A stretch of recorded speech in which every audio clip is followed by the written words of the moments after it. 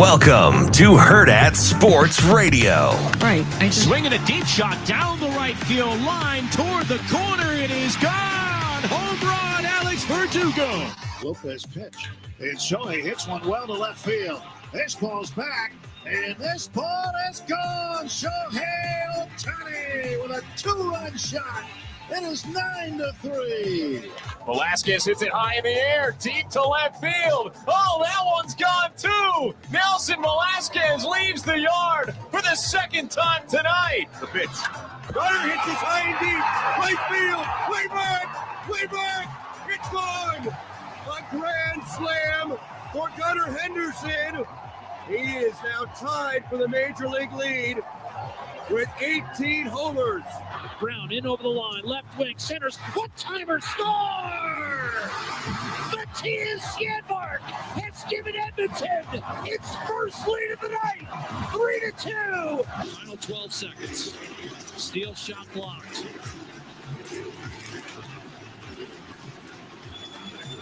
This one's over. This series is tied. Good morning and welcome into Hurrdat Sports Radio, AM 590, ESPN Omaha, ESPN Tri-Cities. We're live on Twitter, Facebook, YouTube. That's DB. I'm Ravi Lulla here on the Pillar Exterior stage. What's up, DB? Hi, Ravi. How we doing? Oh, you know, just a Thursday. Yeah. That's good to be here. We got a lot going on. There is a lot going on. That was I know you're not going to be head over heels over hockey. That was a fantastic. I was watching. I mean, it lacked a little excitement because the Oilers pulled away, but you had 2 goals in like the first 4 minutes. Then, the crowd they had a guy. Mm-hmm. Hockey fans sometimes when you get people near the glass, yeah, they get a little squirrely. Oh, right? yeah. So they were doing like an in-game interview, and this guy was like making faces. He was like he was doing the blah blah blah blah blah blah. Yeah. And he was a hat backwards guy. No offense to any of you guys that wear hats backwards, but I mean he had on the big orange and blue beads, and his wife's probably hammering like her 18th Molson, or Labatt Blue or something, because I mean she had a big one. I was like, I wonder if this ding dong knows he's on television acting a fool. Oh, but he 100% knows he's on but television. that crowd was unbelievable. Yeah. And I saw one of the greatest give and goes for a goal from Draisaitl. It was a little 2-on-1. It was a shorty, and it was so pretty. I was like, this is a extremely difficult sport. I mean, going tape to tape from like me to that stairwell, which is 10 feet, mm-hmm. on a dime for outlet, back to me, score. It's like that might be as pretty. I wanted to put it on Twitter, but I just didn't know how many people could appreciate it at 10 o'clock at night. Yeah. Like, we ain't watching hockey here in Omaha, Nebraska. And I mean, I get it. Right? I mean, probably 50 some odd thousand people are followers. It's not just here, but yeah. Like, it was so pretty. It's probably, I would guess your following has more hockey fans, like enough people that would appreciate it. It was sensational. So I felt like it was good hockey. Plus, there was no association basketball. Yeah. The Mariners were playing in a snoozer. I only have to pay attention to them because I need to be kicking myself if they make the playoffs versus if they don't, because I did not put them in the postseason. Yeah. After After you bet on them last year. Yeah, man. Yeah. That's your fault. Where were you? Where was I when? Where were you last year when I was making bold proclamations? I didn't have this job yet. Yeah, I understand that. That's why I don't know where I was. Yeah. It's doing risk management somewhere, probably. If I had to guess. You know what the risk management should have been? Getting you not to pick the Seattle Mariners. Risking working with me. That's what you should have been. I mean, that's what I'm doing now. Where's the along came Paulie guy when you needed him? What was his name again? What's his name? Jerry Stiller? Ben Stiller. Jerry's his dad. Ben Stiller. Yeah, he's the younger one. Whatever. Ben, Jerry. It's an ice cream. I thought you meant his name in the movie, and I was like, I'm not going to come up with that. I don't know. But the reason that along came Paulie and risk management is funny is because he's like an actuary in that. No. Oh. I wanted to talk to Mike Farron, who looks like the Let It Rain guy. Oh, Philip Seymour Hoffman. Yes. R.I.P. Pour one out. Yes. Mike Farron. What did he say, Shane? Mike Farron's alive. Philip Seymour Hoffman's not. Mike Farron loves DB, and I love Mike Farron. We have like a lot of those guys that are mainstays in my former life. Man, those are your guys. Yeah, but I like to see people flourish too, right? I'm not a hater. He said he'll be on next week with us. Yeah, he is hilarious. Well, he's a great West Coast guy, right? So we gotta work the timing out. At least he's covering the West Coast this week. That's where he's at this week for MLB because he does. But he's also working for Sirius and doing college baseball, and he was doing his stint with the Diamondbacks. But you know my favorite thing about Mike Farron? What's that? This is what we always used to talk about because it got to be more than just baseball and college baseball. It got to be like lifestyles and. You know, he's a Baltimore guy. Farron? And he got on me one time. This is probably like 14 or 15. He got on me one time about me saying that Baltimore was our kids aren't still in school, right? They're at home chilling. Should be at home. Baltimore at one point in time was like the STD capital of the world. Yeah. And I remember when I was having this stint, the wire wasn't hot and heavy, but people love the wire. This is people still love the wire. Yeah. But this is like 13 and 14, so I was talking reckless about Baltimore. Sure. The wire being overrated because I hadn't seen one episode. I never wanted to get into it, whatever. And my man hit me with a text. And it's early. I wasn't even off air yet. And he's like, I grew up about a block and a half from where a couple of those scenes were filmed. Oof. And I was like, oh, my bad. Why do you have a grill in your front yard? We wouldn't do that in Nebraska. Man. But it's like they had like this little itty bitty plot of grass and like this big angular brick. Yeah, because there is no backyard. It's weird. Yeah.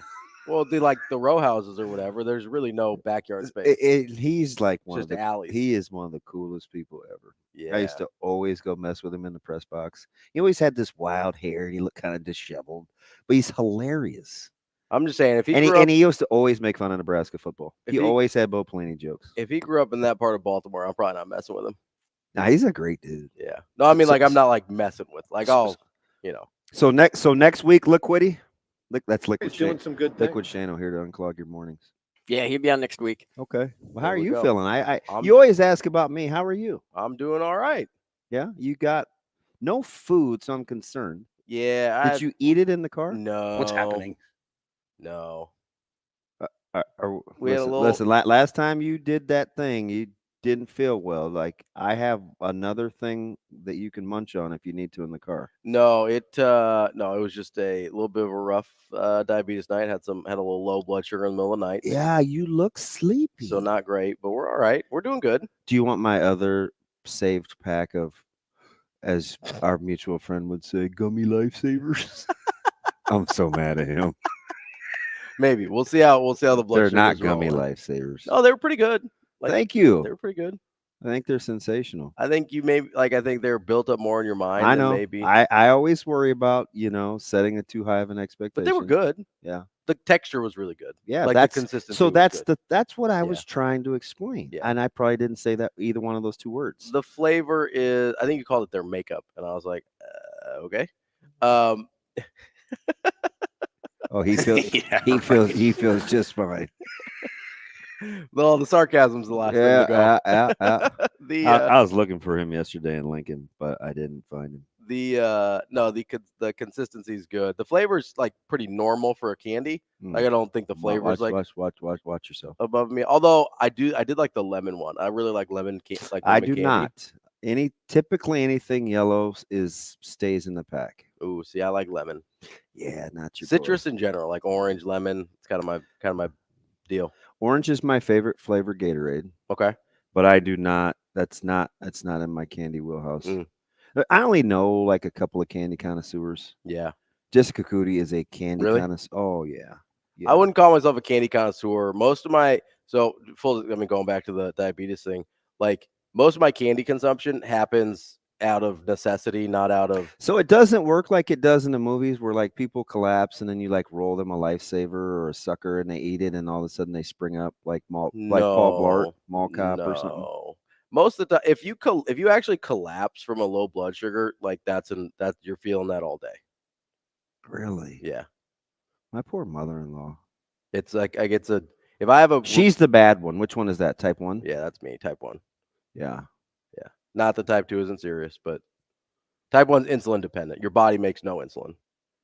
So you have to do injections, you have to do whatever, right? Yeah. Type 2, your body still makes insulin, just doesn't get it where it needs to go very efficiently. Mhm. And so that's where like that's actually where all the, like the Ozempic stuff started. It's for type 2 diabetes. And it's super effective at that, but that also happens to make people lose weight. So now I'm reading all these. Well, actually, I'm TikToking. Yeah. All these downsides potentially of Ozempic. So in like 10 years, are people just going to like have a horn or be like those frogs with 4 arms? Probably not. Are you sure? Yeah, I mean, like, is that safe? Growing a horn is I think probably a pretty big leap. Okay, extremists. I get you. I mean, taking me literal. I'm that's using the example you gave me. That's cool. No, I mean, like, it's any new medication you're gonna have.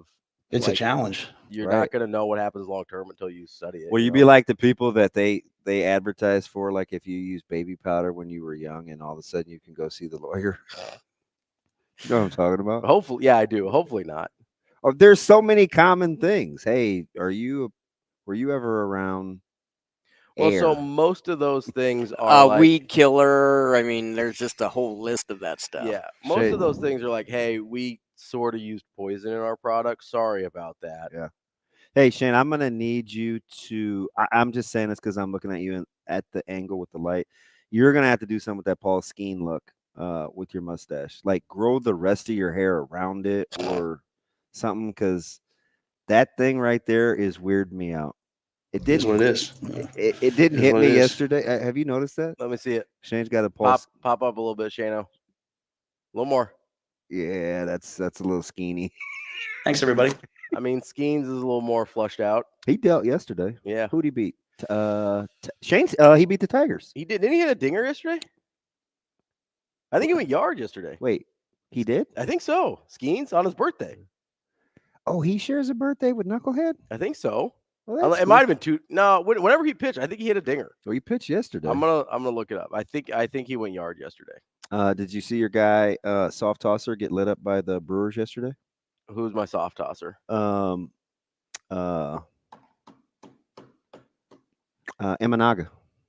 Oh yeah, my soft tossing lefty at 95 miles an hour. So dumb. No, so it wasn't yesterday. To me, that sounds soft. No, it was, because I would have known. Doubleheader. There was a doubleheader. My bad. Yeah. First one they got. I'm like, what would he do? What would he be doing hitting now? Everybody uses a DH. I thought he went yard. No, that might be one of the. So you said like 336 ridiculous things. Not that I'm counting, but that would have been the most ridiculous. I saw a TikTok where he was hitting. Have we not learned that TikTok is not like? You mean Luca wasn't telling people it's a white man's league now? Dude, I was in tears. At least I knew it was AI this time. Yes. Though. Yeah. At least you didn't send it to me like, did he really say this? Is that my voice? No, it's not. That thing wet. That's just my guy gets fooled by the internet voice. I don't know what happened. Maybe it was AI. I don't know. Hey, so I thought of you yesterday while I was in Lincoln. Yeah? Yeah. So the first guess who's kind of taken, and it was only 3 of them. Yeah. But he's back in town. Guess who led Coops and Caleb's workout? Is it your fresh off the press of us talking about him? Levante? Nope. Give me another one, Bo. Is it Giff? Taylor? Nope. No, it wasn't Giff. Wasn't Taylor. Kenny. So the guys that I was thinking of are Giff, Singleton, or Tommy Hill. Singleton. Yeah. Yeah. Because those are the guys we talked about. This is funny. Kid goes, man, he looks like he'd be a mean guy. Yeah. He's actually pretty soft-spoken, pretty nice. See, that's what people say about me, but I actually am mean. Yeah, that's 100%. It's I said there's only a couple of mean guys in that secondary. Yeah. And he's met both of them. Singleton isn't one of them. Who are the mean guys? Who's got the disposition? Gifford. Oh yeah, for sure. Like, and Malcolm's a nice guy. He just doesn't talk a ton. And that, you know what? Unfortunately, that may be about it. Yeah. Buford's got a great personality. Yeah. He and Coach Rule have a pretty cool little thing. Mm-hmm. You know, he can like lean on his shoulder and, you know, rub his head. Like it's a cool dynamic. It's a good relationship.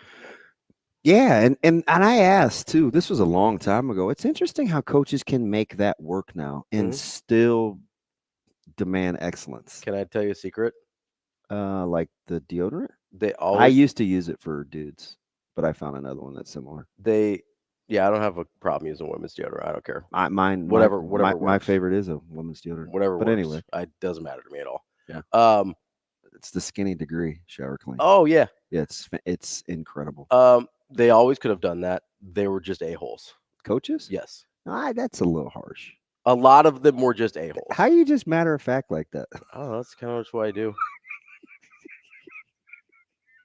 Like, let's be like it always. Here we go. Give it to me. Let's be honest. Let's be honest. There's a-holes. Like, listen, you always could have been nice to your players and had a good relationship. That would have been fine. Always. You know what's never not worked? Building good relationships with people. Here we go. You know what often doesn't work? Why is it that 9 out of 10 things that I ask you, or even bring up just randomly, in which you have no idea, seem to low-key have been like this hot spot for you growing up? I'm just kind of moseying on along, and you're passionate now on the fly about coaches building relationships. Yeah, because they're so like I hated. Here we go. Hated coaches Selfish. Like just the guys that are just yellers for no like, and not saying you can't yell. Yeah. But there the type of guy I'm talking about where it's like an authoritarian regime. I watched is. one for about a year, and I could never understand what he was saying, but he talked the whole practice. Phil Almasian was a guy that talked. He could talk for 60 minutes, and I have no idea what he said. It's in the back. And over the top, I'm like, what? What is going on? Yeah, I'm sorry. Can you say that? Can you repeat that? I just watch. I used to be afraid. I never said anything at practices unless it was unless it was like Keith or somebody. I'm trying to see where Phil is now. I don't know, but how many jobs had he had when he got to Nebraska? He's 73. Oh yeah. Yeah. I didn't realize he was that far up there. He's not like a Belichickian in his 70s. He doesn't act old. Yeah. I mean, is he more like a Pete Carroll? Yeah. Like kind of like spry and still can't. But is Pete landed yet? I'm still mad he doesn't have a job. He is, I think, technically a front office consultant. I thought he was going to turn that down because he was mad at Julia. I don't know. Last time Julia must have Alan. I'm talking about, by the way. You're like, who's Julia? Not Gulia. No, not Julia. Gulia. Quick, what movie was that? Julia. Shane, what movie was Julia Gulia? I got nothing. I'm not sure. Comedic. I figured. He has curly hair.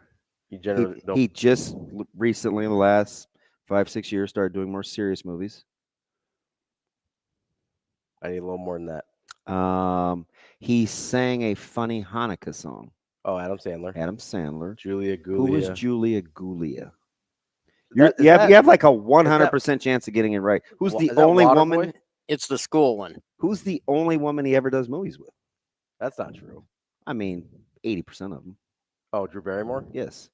So we're talking 50 First Dates? Nope. Good call. We're talking, was it Blended? Nope.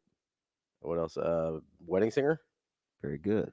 So her last name would have been Gulia had she married Ravi. That's with a B, not with a V. That's fine. To be clear, I've only seen Wedding Singer once. It's kind of low key funny. It was like that era of Adam Sandler movies. It wasn't I liked Billy Madison, Happy Gilmore way more. So like I gravitated toward those two. Yeah, Wedding Singer. It was pretty funny. It wasn't bad. it wasn't like in my wheelhouse. And on this flight, he gets to do first class. Gets to do whatever they want to. I was like, I don't know. Billy Idol does movies. Yeah, Billy Idol was on the plane in the very end. Mm. You know, he took the microphone. Yeah, you don't really remember. It's been like at least 25 years. It's okay. I'm not mad if you don't give yourself a refresher. It's probably not going to happen. I just had to get you off of railing on coaches that were mean to kids in the 80s and 90s. Oh, sorry. I just want people to, these people in these hugely influential spots, I'd like them to, have Hey, be nice to the kids. have relationships with the kids at least. And here's the other thing, right? Is they'll see a good coach yelling at somebody, but they don't understand that that's not how they operate 99% of the time. Yeah. Right. Like you earn the right to hold people to kind of a higher standards, like we were talking about with Rule and Buford, right? Like because they have that good relationship, if Rule needs to get after Buford, he can. Yeah. And he knows it's coming from a good place. You know people who don't know it's coming from a good place? When all you do is yell at them. Which reminds me, and I know you're not neck deep, but Knobloch for Chuck? Chris. Oh. With a K. Okay. Kind of like Severe. Chris Okay. with a K. Is very. You should see him with Edmonton. He looks like he's kind of one of those cool coaches. He reminds me of what's his buckets from the Timberwolves. Oh, Finch? Yeah. Yeah. Just that kind of new era. Is like Patella still intact though? Yeah, that was nasty. That was gross. I didn't like that at all. They had to help your boy off. Yeah. Stop it. Those patellas, those explode on you. You're in trouble. Yeah. Yeah, Will. Yeah, I think so too. I know, Art. Shane, don't let me leave without checking on him. Speaking of exploding, did you watch any day baseball yesterday? I had it on in the background. I wasn't. So at one watching point closely. before I had to leave for Lincoln, I was going to lose my mind when the Mets pulled back 3 with the Dodgers, and then the 8th inning happened. Mm-hmm. Man, it's just in baseball.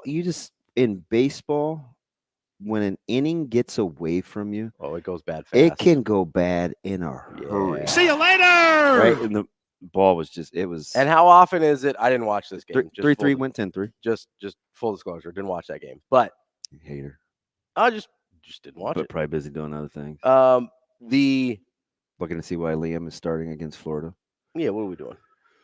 Hey, so if you listen to the show, which hopefully you do, it's a good thing that we don't just read headlines like some other folks, because we talked about with Fitty, like the good potential that Cags doesn't start. Yeah.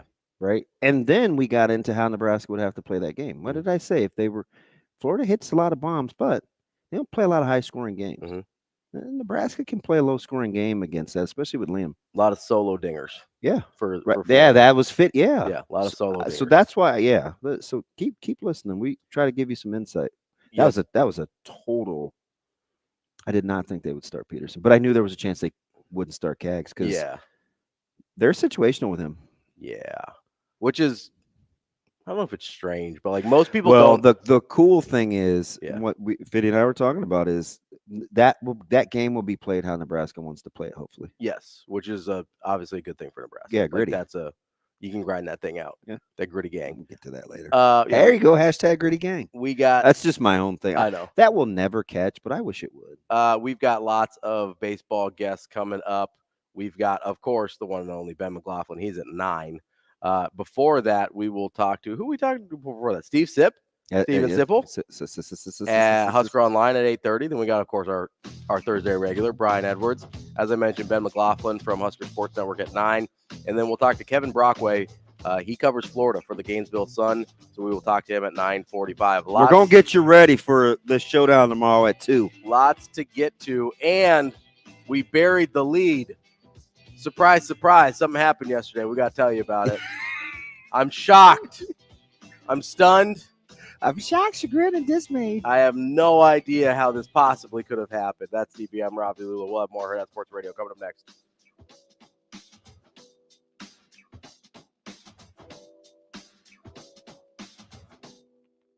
We will be back.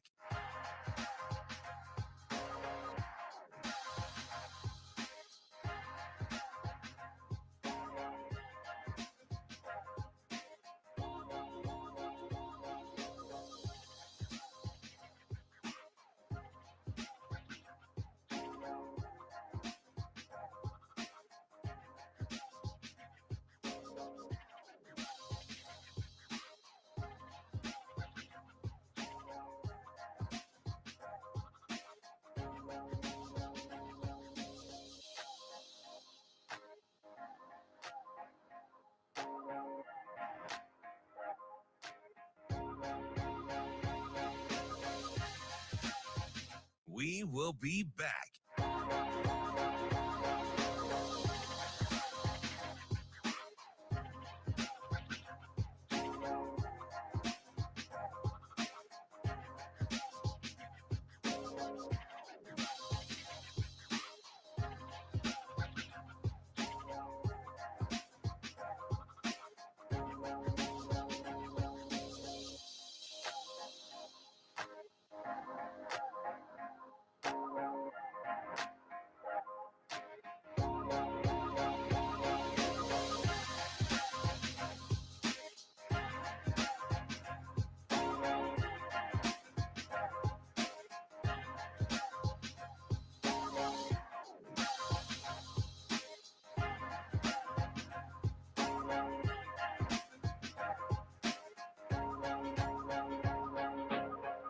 We will be back.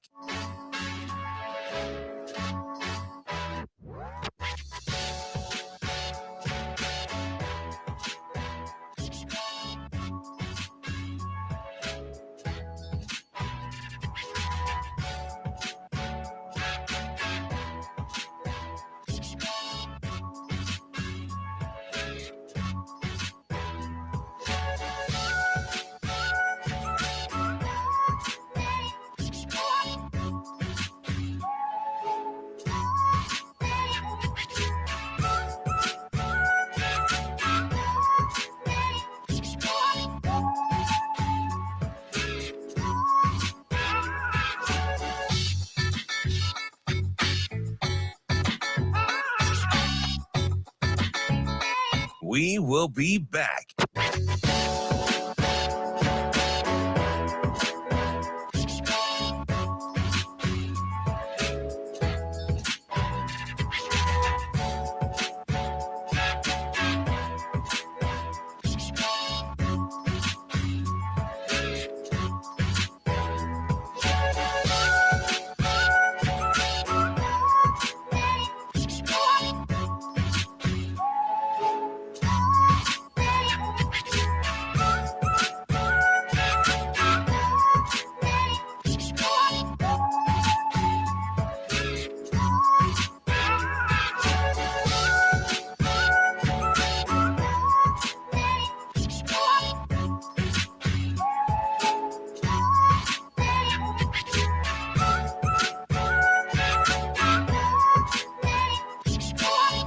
We will be back.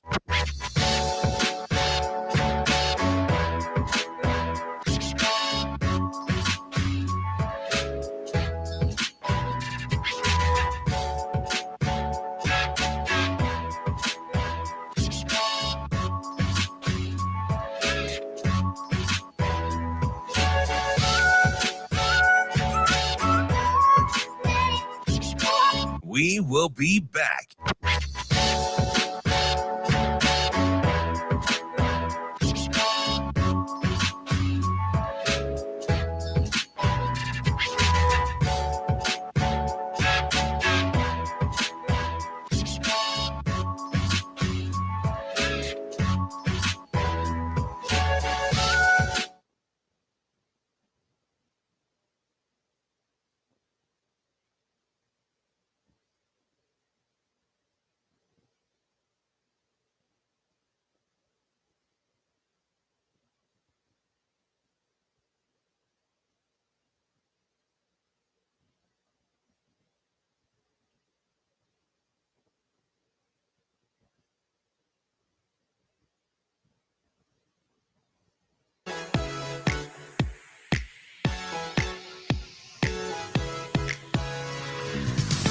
You're listening to Hurrdat Sports Radio. Welcome back to Hurrdat Sports Radio, AM 590, ESPN Omaha, ESPN Tri-Cities. We're live on Twitter, Facebook, YouTube. That's DB. I'm Ravi Lulla. We already got the lineup out in the first segment because I'm a professional. That's what you do. Nailed it. Got it done. I can't fist bump you over that. I just thought. Are we trending yet? Because I think we missed it yesterday. Missed what? The lineup in the first hour or the first segment. I have no idea. I'm not even sure if I gave up the lineup yesterday. I think we just started talking to people. Yeah, it might have happened. I don't know. It's it catches me off guard sometimes. Somebody officially called me crazy. So yeah, keep your head on a swivel. I deferred. I blamed you. I think it might have been TK. You always blame me. Oh yeah. For when the nonsense happens. I mean, just go back and listen. I'm just saying you're an active participant. That's all I can say. Not always willing, but I am active. You are active. and why do these people how about Shane telling on me that I'm not in the stream? Well, people like to see your bright and shining face early in the morning. I don't know about all that. It's a little, it's like a little jolt. I don't even need their morning coffee. They're like, oh, there's DB. Let's go. Hey, Shane, stop telling. Well, I mean, well, you should read the text that I got. Our boss is coming over. Our boss is coming over later. She's gonna. She can't fix my email. I think we figured out how to fix it. Actually, yeah, whatever. I think we did. I think she just hits copy from the text that she sends me the day before. It's a process. That's funny. Well, here's my daily reprimand of dealing with an idiot. Speaking of dealing with idiots. Wait a second. Okay, though. sorry. I thought that was a good segue, but Okay, never mind. you knew where I was going. Do you know? Go ahead. No, go ahead. No, I'm gonna let you. I'm gonna let you go. I'll find a different segue. It's fine. How come I never get invited to anything with our work? Like, do I not seem like a practice kickball kind of guy? Do I not seem like a guy that wants to run out in the grass with a bunch of coworkers and kick a ball that doesn't fly straight? Like, why wouldn't I want to do that? I'll be honest, it doesn't seem like you would want to do that. Yeah, it doesn't. But that's like the 13th. That's like I at least want the opportunity to say I'm not coming. So to be fair, No. that was a fairly impromptu gathering. Oh, weird. It was just like, hey, everybody's at the office. We're gonna go play kickball. If I wasn't the literal black sheep, I'd be at the office a lot more. But it's okay. You can't have sheep at the office, or I what? guess not. I didn't know you were a sheep. That's fine. Be the wolf. Oh, you ain't got to worry about that. We're gotta worry about We're saving you for the real kickball game. It's a week from It's all today.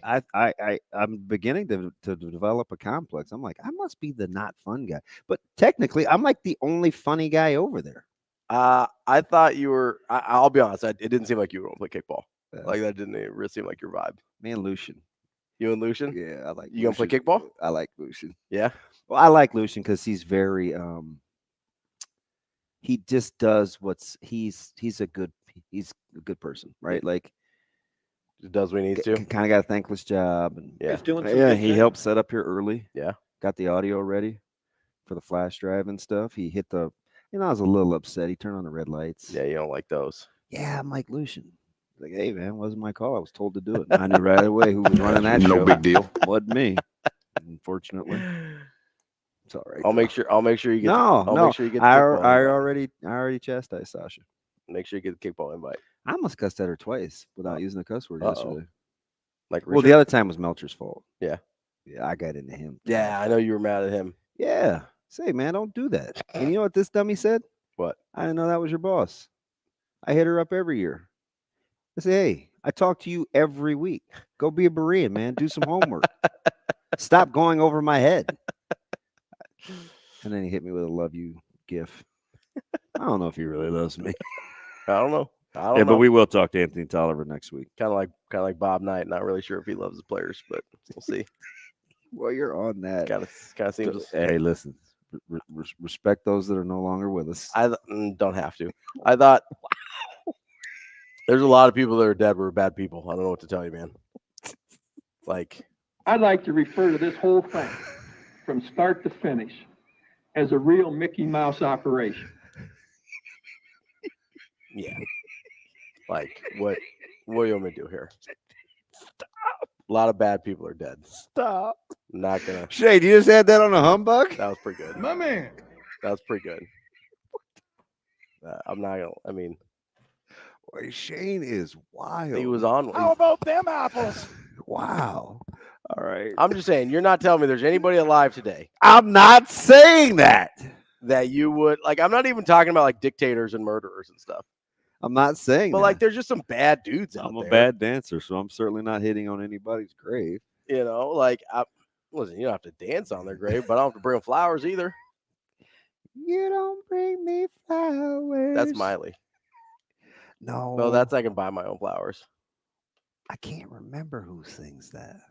But it's okay. I can't read. Stop it. I'm just saying. That's why people think we have issues. Can you imagine this with a Rorschach?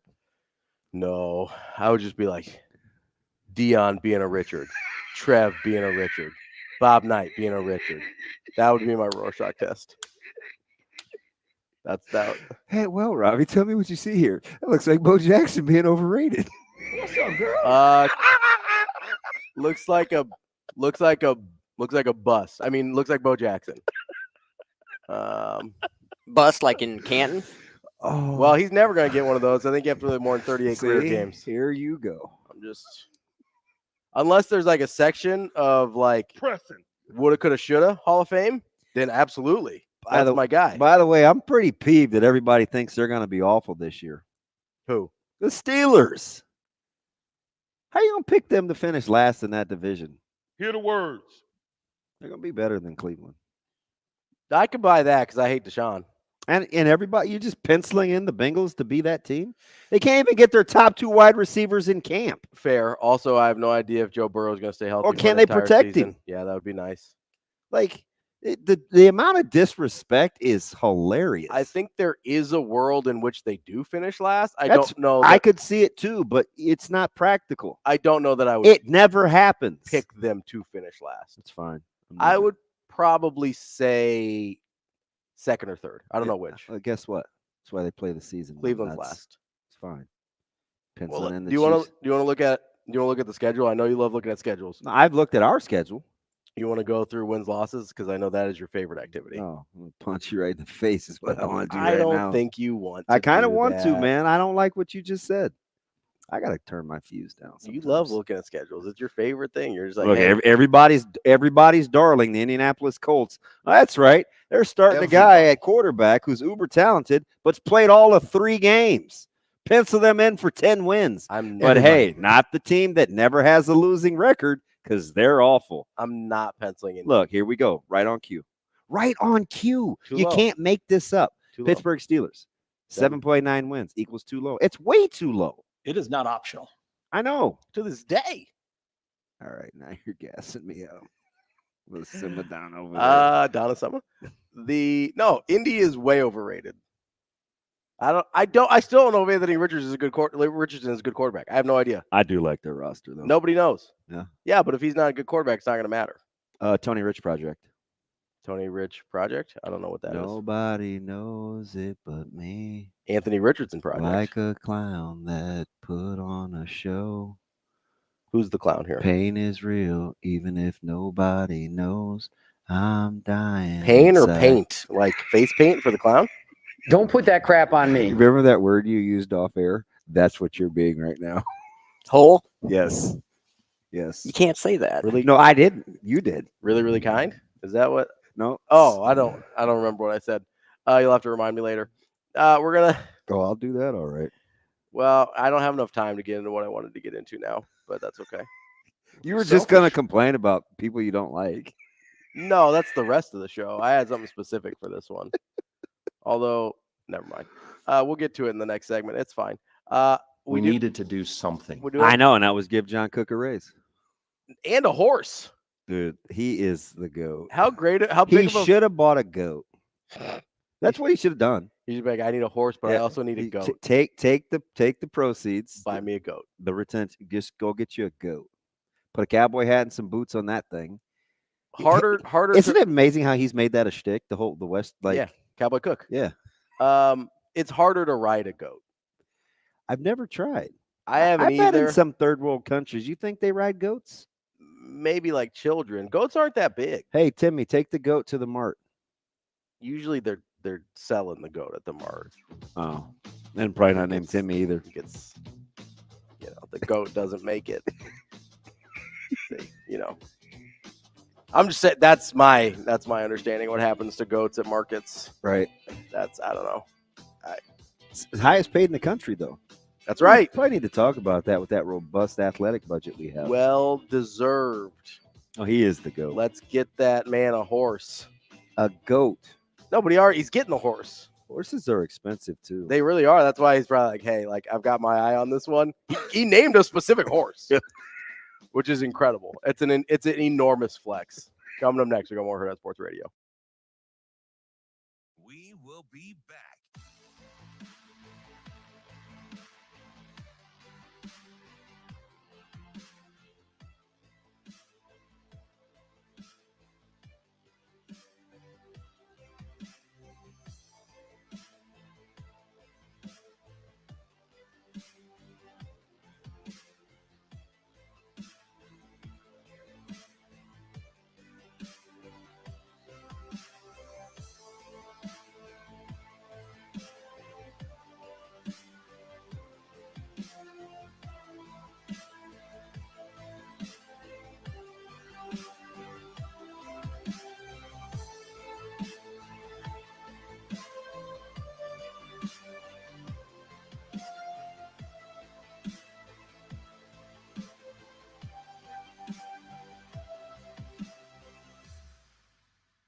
We will be back.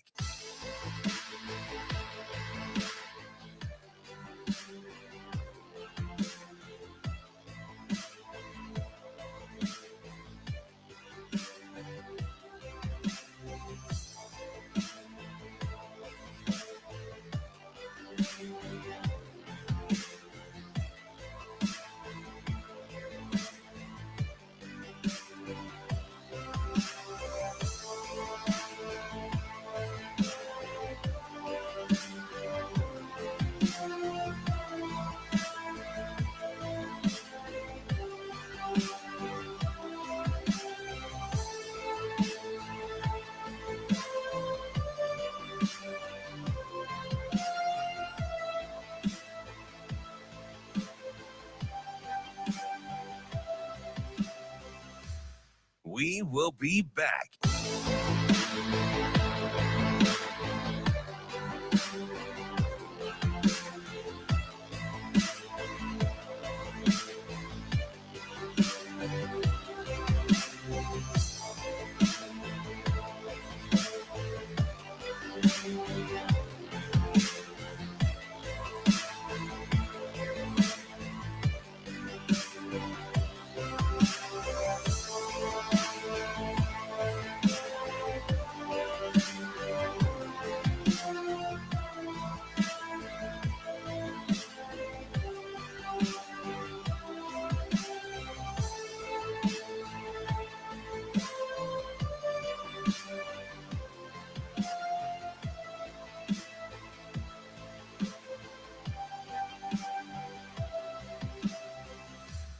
We will be back.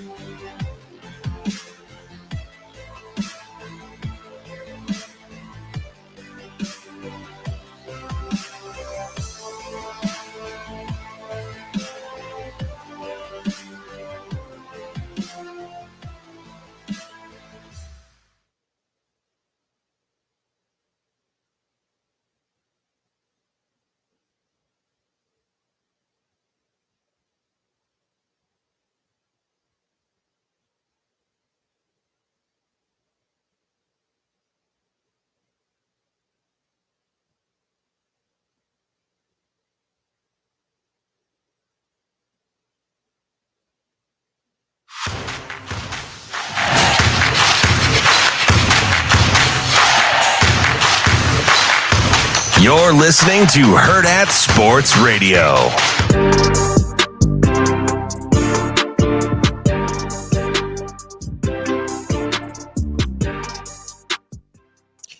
The string continues.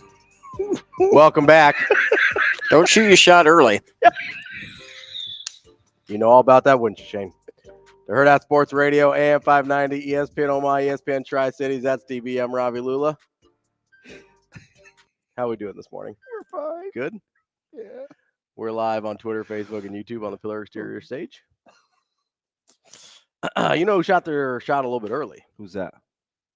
Louisville Police Department.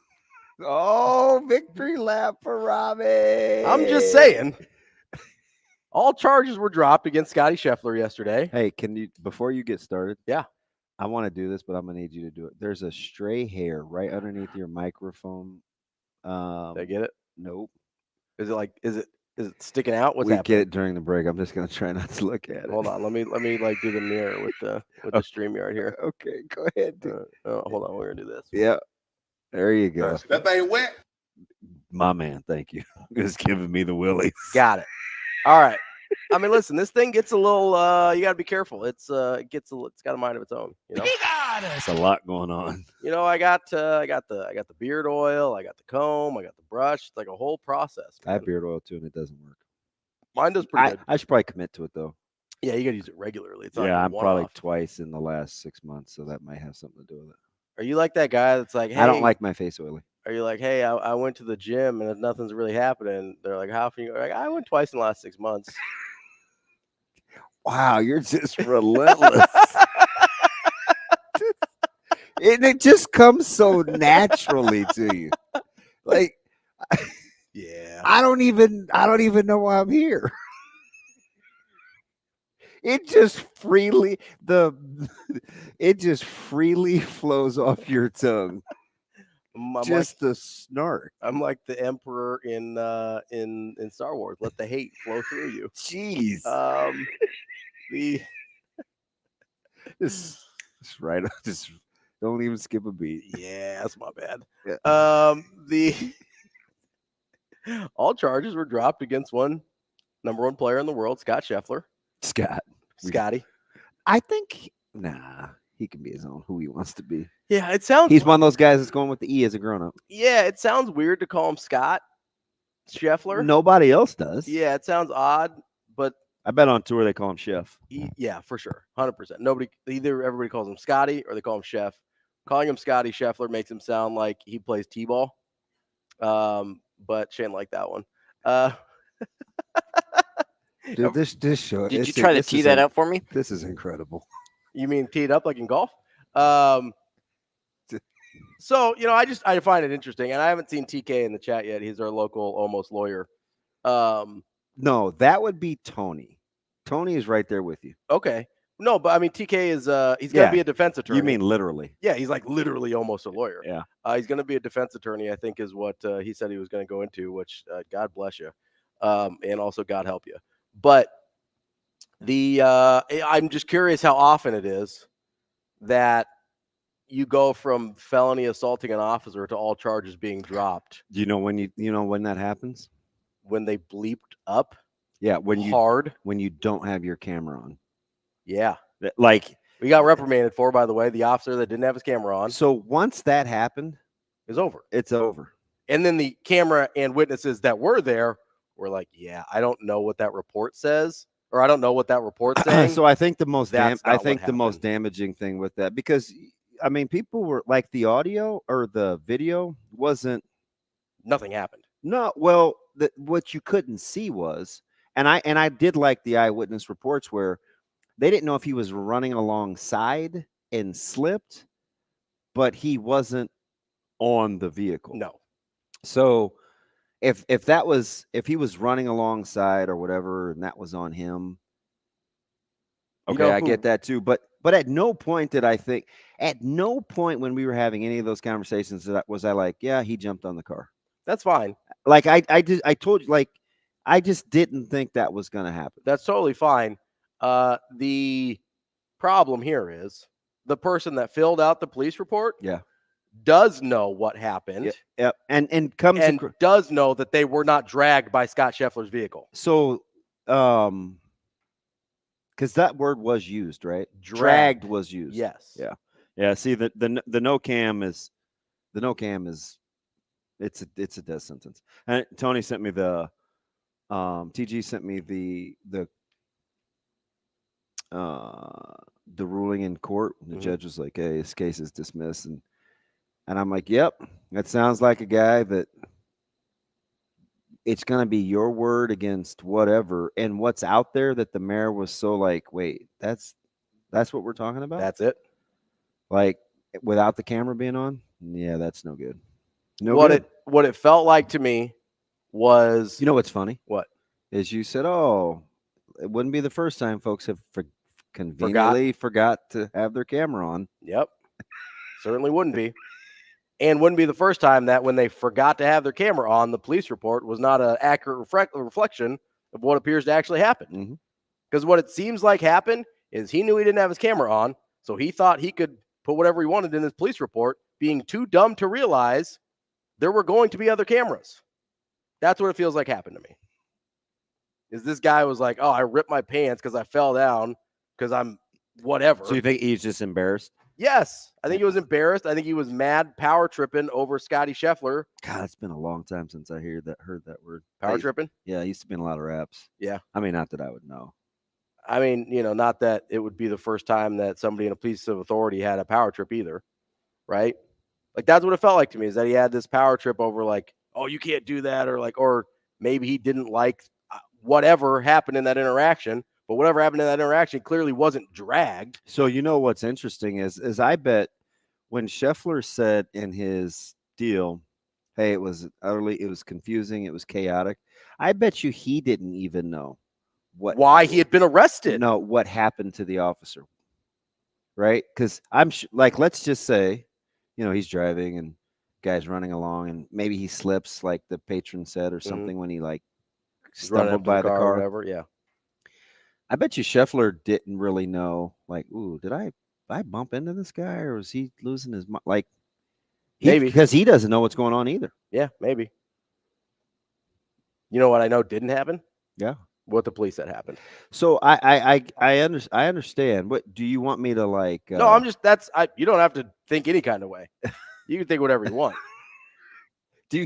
So you went from, this is just interesting. You went from, hey, I let my biases get in the way, and I'm like, hey, that's cool, no worries.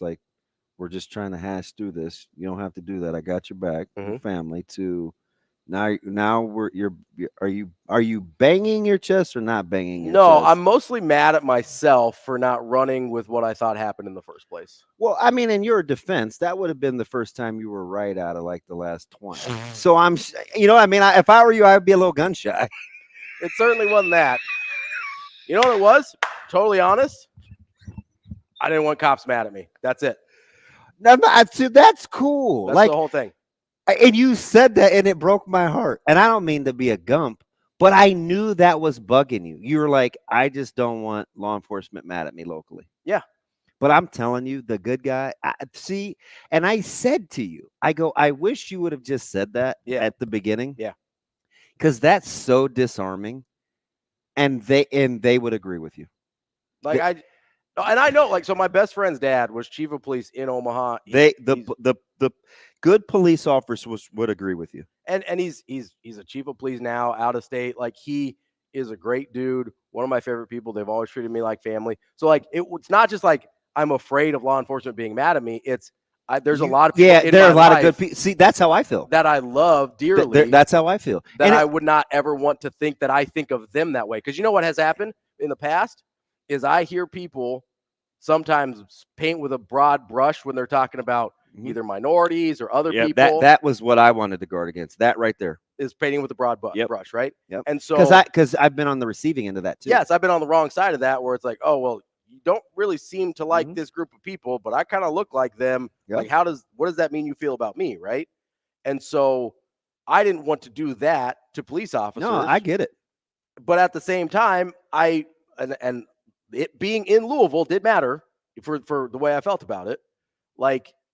I had a feeling about the way this likely went down because it seemed really unlikely in my mind that Scotty Scheffler dragged a police officer with his car. But so there's a couple things at play here. Number one, I kept telling you, don't allow yourself to think that way. We don't know if he jumped on the hood of the car or not. I said that from the jump. So I didn't want people to just take the words and run until we actually knew what happened. Because at no point did I think he jumped on the car. None. Right. But I want to go back to something. Yeah. I told you this was a fantastic exchange that I had from, I almost want to say my buddy. I feel like he's my buddy. He's not my buddy. I don't know him. We met through DMs. Sure. Right. But I told you my buddy Josh, let's just say Josh, said, and I didn't read it in its entirety, but I told you what he said, right? He works for a precinct in the northeast corner of Nebraska. Said he just caught up on the show. He's a couple of days late. So we've been going back and forth for a couple of days. So he sent me this deal, but I don't have Facebook. But this was what he said. He said, I saw this on Facebook. I saw this on a Facebook page I follow, and it reflects how I feel about the incident. And it's very, very well articulated. I thought you might appreciate it. Sometimes cops let their ego dictate their actions. And while we are still human, we need to conduct ourselves in a way with the highest level of professionalism. I couldn't read it then, but then yesterday he sent me screenshots of the Facebook page.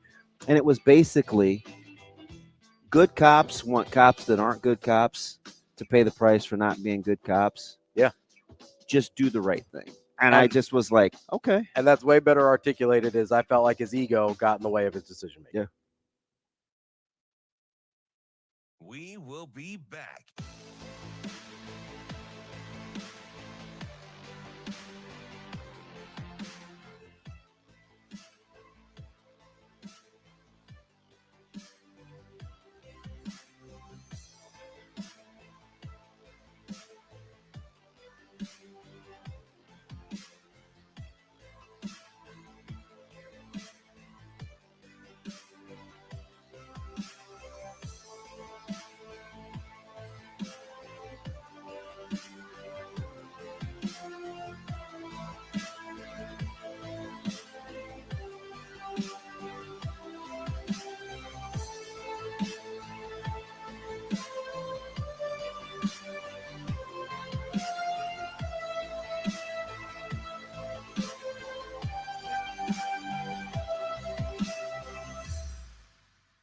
We will be back.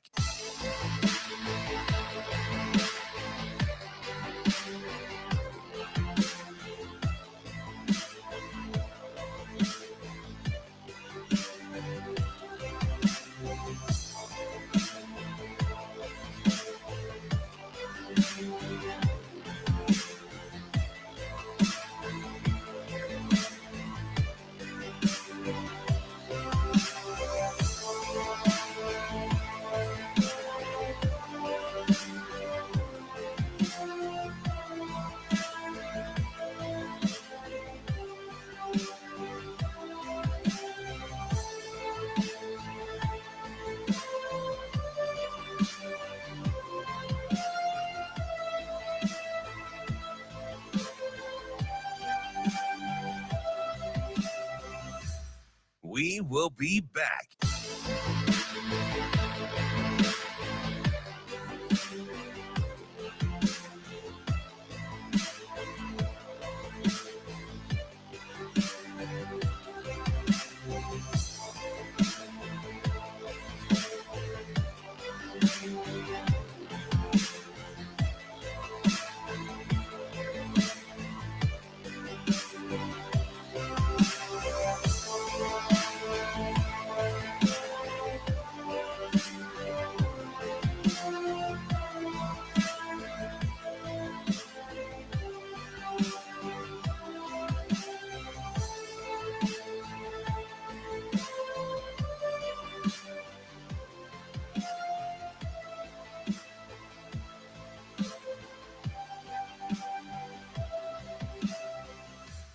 We will be back.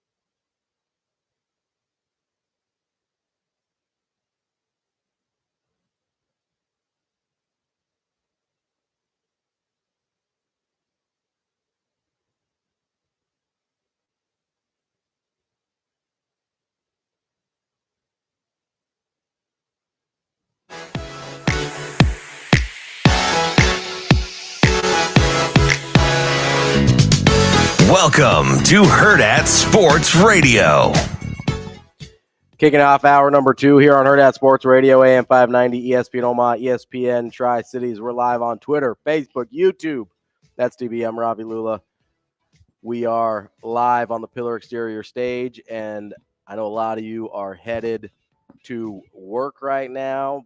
Make sure you're listening to us, obviously, but as you're driving, hands on the wheel, eyes and focus straight ahead. The driver has one job to do. That is to drive. This message from the NDOT Highway Safety Office.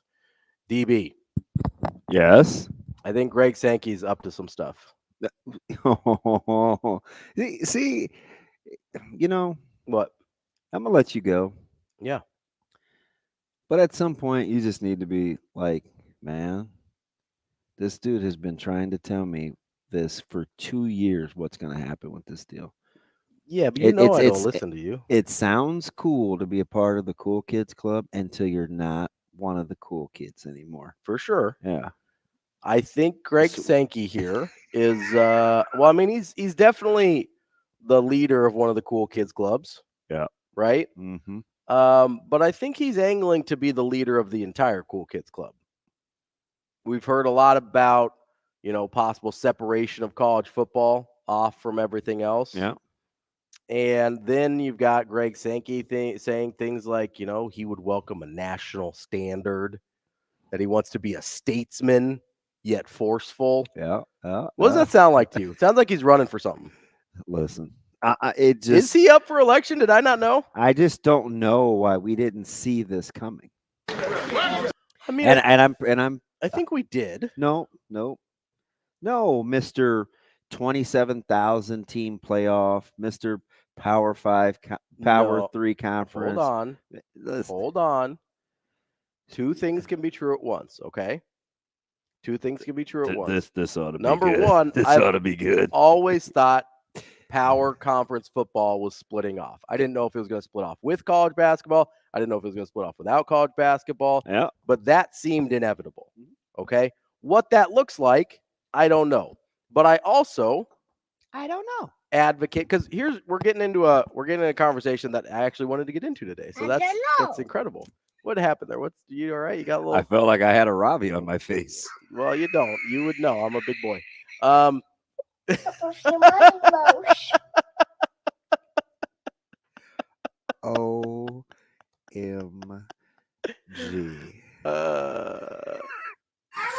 See, this is why I can't be on camera. Let me turn my Wi-Fi back on. So as can you see Chris just breaking through the doors like, dude, can you just do what you're told? Yeah, you gotta be like the Huskers. Just do what you're told. Sorry, Chris. Just keep showing up on camera. I'm gonna get it right. I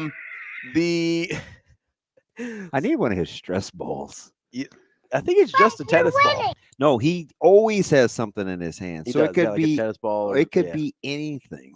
Yeah. I want to chew my ice, but I don't want to do it in the microphone. No, you shouldn't do that. That'd be terrible. Hold on. You need to fidget with something? You need my keys? No, I'll find you something. I need you to be a normal person. That is not going to happen. Okay. I mean, that ship has sailed years ago. You should have met me before I got divorced when I was pretending to be somebody I wasn't. So, I know all about that. I mean, we'd have been a good couple of great pretenders. Is that a song? It's a band, The Pretenders. 5,000 Miles. And I was. Yeah, it's The Pretenders. I thought that was The Proclaimers. Oh, it is The Proclaimers. There is a band. The Pretenders is a band though, but it's a female lead singer. I think you're probably right. You're right. That is The Proclaimers, Shano. Yeah, even I know that, and I got my PR bands mixed up. Give me a break. Shane, cut it. Yeah, cut it out, Shane. Minority is what I was going to say. Although one of my fellow minorities checked me.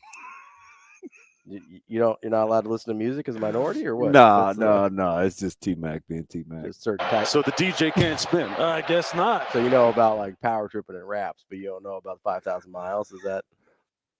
I was trying. Sometimes, so I got all kind of music. I was trying not to paint with a broad brush. I thought we were just, you're pretty versatile. I thought you might have a little range on the. Hey, see you. Have a good day. Love you. Bye. I got it all. See you. Have a good day.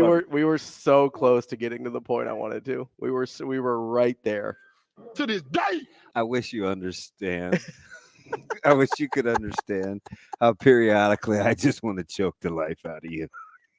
It like comes in these fleeting spurts. That's all I could do to control myself right there. That's good to know. I'll like keep my guard up a little bit. I'm like, I'll keep my head on a swivel. Just getting killed on my own show. I got a thick neck. I'll probably be all right. You killed everybody. Killed everybody. Stop it. And then again, So Greg Sankey. Yes, this is incredible. So two things can be true at the same time. So let's get over that. just like DB doesn't want to be around me, but still loves me. You keep telling yourself that. I mean, you hang out with me voluntarily, so Are you kidding me? that part's like the show might not be on you, but the extra like hangouts, that is on you. So so what I was saying about college football is I always thought it was going to break off in some degree or fashion. And yes, I did advocate for more teams in the playoff. Yeah, you were one of the few early. Like you went from 8 to like double digits. I And wanted 16. I wanted 16. I'm like, but here's why I wanted 16, right? So because I thought power football was going to break off, and I didn't necessarily want that, the reason I wanted 16 was because I believed giving a seat at the table to Group of 5 conferences would allow them potentially, at least give them the path. Are you combining revisionist with what you know versus where it's headed? Because I don't think this is what you thought early. No, for the 16 team, this is 100% what I thought. Okay, go. I wanted and you'll remember when I get through this, you'll remember me talking about this probably. But the thing that I wanted was equality of opportunity for teams that were not Power 5. I wanted there to be a chance for a Group of 5 school to be what Gonzaga was to college basketball, where they were this mid-major, low-major, nothing program, and through being successful and getting an invite to the dance and having a path to an invite to the dance, raised up their program where they are now a high-major program regardless of their conference. I wanted Group of 5 teams to have that opportunity, and to me, the only way for that to happen was through some sort of automatic bid process to the championship. That's why I wanted the 16. I understand your points of, hey, there's not always there's very often not 16 good teams. So that wasn't even really my thing. Number one, I didn't want auto qualifiers. Fair. Okay. So, and I didn't want auto qualifiers without a sets like. So that was your big thing, is you wanted everybody playing by the same rules before we expanded. Yep. And I don't disagree with that. I absolutely see your point there, right? Where if not everybody's playing under the same set of rules, then auto qualifiers nationally don't make any sense, right? Because the SEC is doing a different thing than the Big Ten, and the Big 12 is doing a different thing than the ACC, and then the Group of 5s are doing an entirely different thing because of their financial situation. I totally get that, right? So I don't have a problem with setting the national standard. And, if you want to go all Greg Sakey language here, like, I don't have a problem with setting the national standard before you expand. But the reason I wanted expansion was so we didn't have, so at least there was an opportunity for the have-nots to become the haves. And without a auto qualifier to the championship, the haves have no reason whatsoever to ever allow the have-nots. Remember when you guys told me that this was going to change the recruiting landscape and the teams that who's you guys?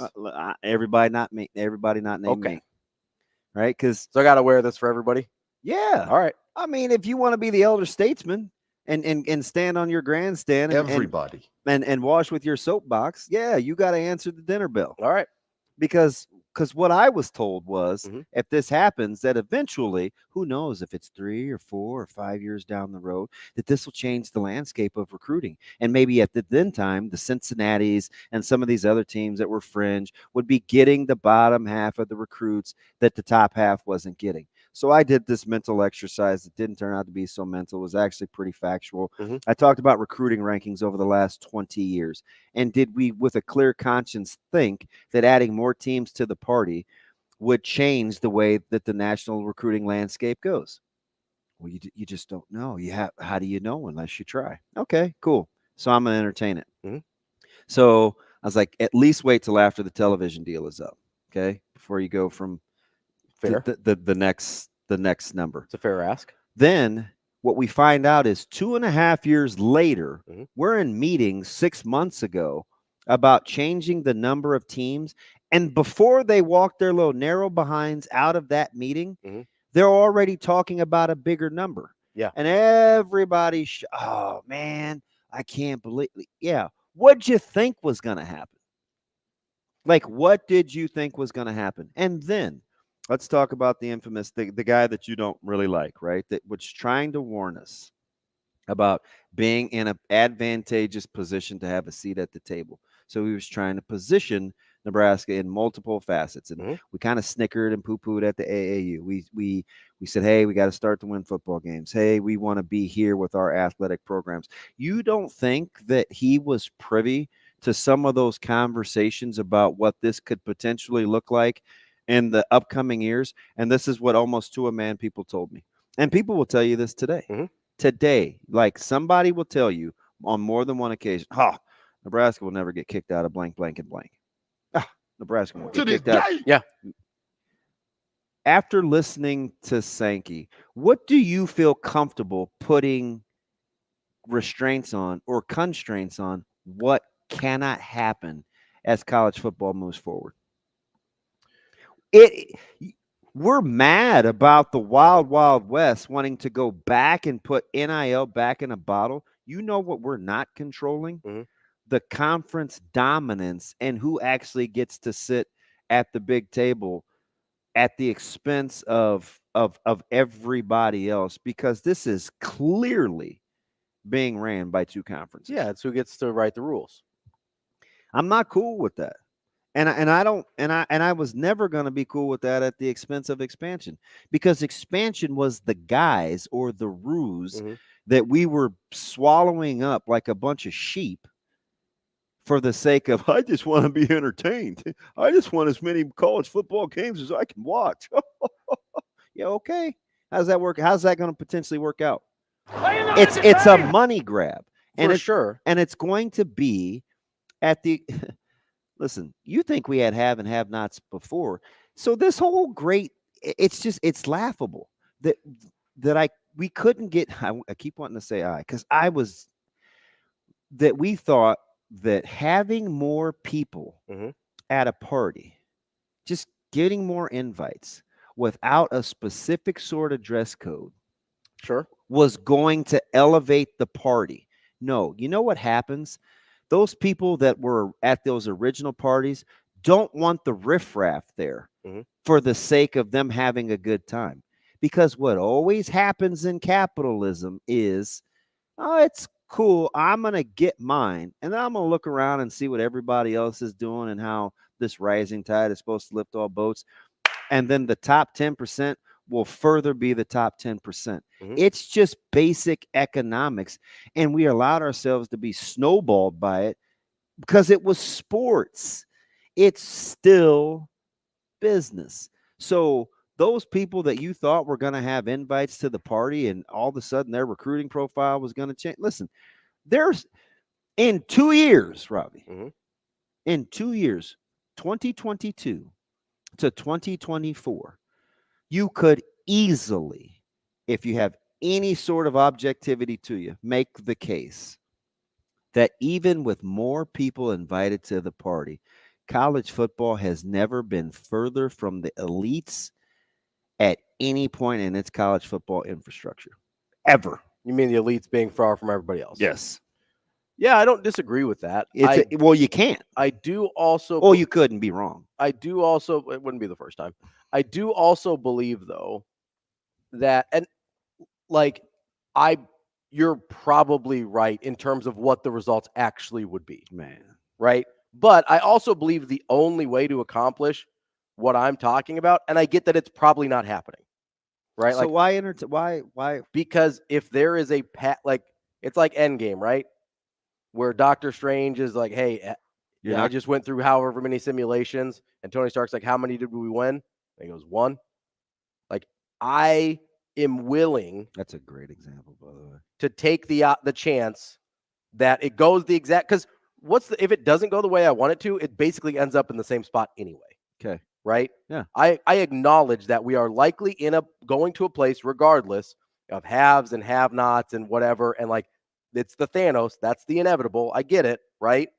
But if there is a path where there is one opportunity for have-nots to be able to have a path to becoming haves, that's the path I want to take. Even if in all likelihood I know that it will likely still end up meeting Thanos, sitting in a field, taking his helmet off. And what did this bring you back to? Me. It brought you back to me. And I understand that. And I can live with that because it is the only possible path to the thing that I value. What's that?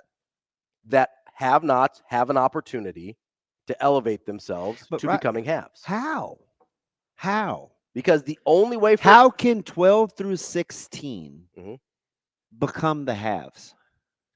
Like what? How do you envision that happening? It's the exact same way Gonzaga did it. I get basketball and football are different, right? It's not even like you can't. It's way harder in football. I get that. Okay, but you're still going to use the analogy anyway. It's the only one I have because football's never operated in that space. Guess what? Doesn't make it the right thing to do either. Like I'm gonna recognize your feelings, right? I just said this yesterday. I can be starving, right? Can you acknowledge that I'm starving? Sure. Okay. And I steal food. Can you not condone can you honor my feelings and not honor the fact that I stole because I was hungry? It's still wrong, right? Right? Sure. Come on now. There's no real wiggle room there. I mean, you can want that. I can acknowledge that you want that to happen, and that can be the crux of your argument. After that, I don't have to recognize the thing because that's not what's going to happen. I understand that. And I just spent time. That's not what's going to happen. I just spent time acknowledging that I realize in all likelihood. You just had a guy talk about going to 10 teams. In 99.99. How do you think the bottom 8 felt about that? Not great. This is your league commissioner. I understand that. I understand in 99.99% of the situations where this plays out, it plays out exactly like you're saying. I get that. I believe, and I could be wrong, I believe there is only one even potential path to the thing I'm talking about, and that is having automatic qualifiers to a 16-team playoff. Okay. And I get that if they go to 16, that's not the reason they're doing it. All right. So let's say you get auto qualifiers, right? Yeah. You got an 8-win team in the playoffs. Sure. Okay. And let's say you have 3 of those. Okay. How does that help them in the grand scheme of things? Let's say 3 years from now. If they're able to consistently make it as an 8-win team into that bottom half of the playoff, you think that's gonna change their profile? I think it can. Will it? I don't. In all likelihood, probably not. You know what happens? Oh, we're just gonna get beat anyway. And lambs to the slaughter. Okay. Everybody all capitalists need to make money at someone's expense. I understand that. All right. I do. The only example I have, and I know you don't like the basketball example, but it's the only example we have of anything even close to this, is when teams make runs in March, whether it's a one-off upset, whether they get to the Final Four, whether it's Sweet 16, whatever, that does raise their profile, and they often do get better recruits because of it. That's a real thing that happens, and it's the only example I have because it's the only place that it exists really in college sports. Does it happen in baseball? I mean, baseball is weird because of the scholarships. I don't want to go knee jerk, but without giving it deep thought at first blush, I say no. Because you still have James Madisons and Niagaras that actually feel like they have a chance to win. Yeah, they have a real chance, right? Yeah. In football, you just won't see double-digit underdogs win back-to-back weeks. It's just not happening. But in baseball, though, you can have. I mean, didn't Michigan come out of the Big Ten tournament fairly good and then end up in the College World Series? I mean, if you look at it that way, making that run at the end. I think baseball is still different because it's actually more like the basketball analogy where you can have 1 or 2 or 3 or 4 good players. Yeah, and that can change the dynamic of your team. And you're not doing it over a long enough haul. And that's why I said it's infinitely harder in football. I understand that. But in my mind, it is the only path to that happening, even if that path is in all likelihood getting nuked before you finish. Like, I get that. Let's get to Jack on the Hurrdat hotline. I want to talk about the Power 5. Jack, what's going on? Jack, good morning. What's up, buddy? You know what, fellas, ponder this. Okay. I'm not a big fan of the 5. Jack, can I interrupt you just for a second? I apologize. I love your voice. You should do radio. All right, go ahead. The Go ahead. girls will like it too. Go ahead.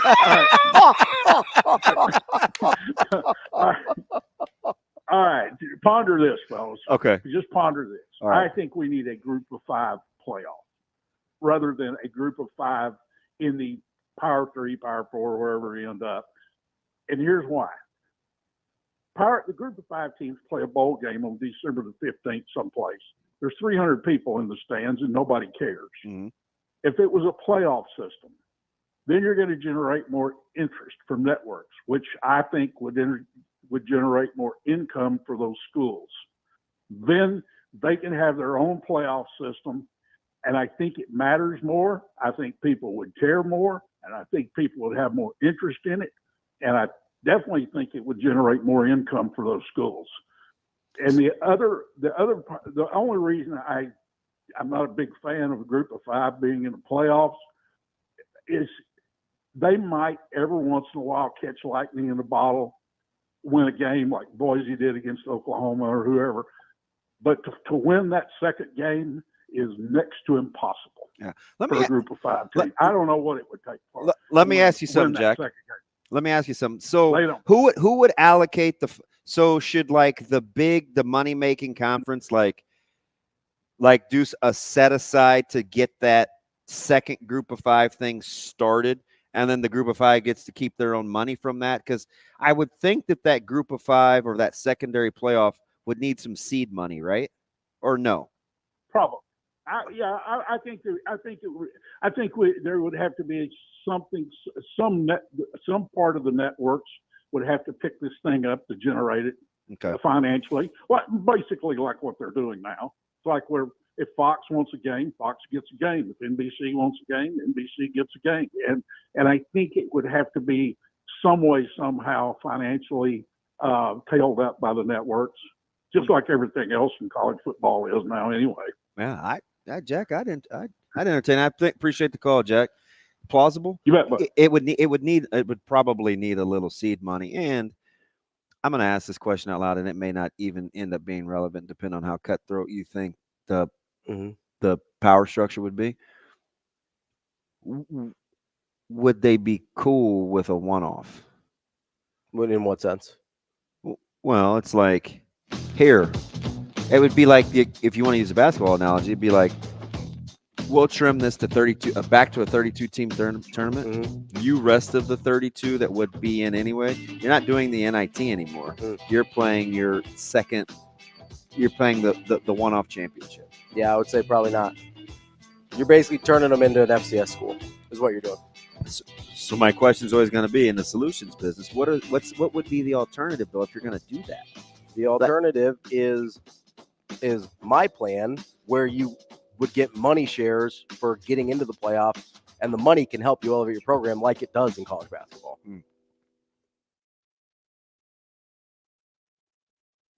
We will be back.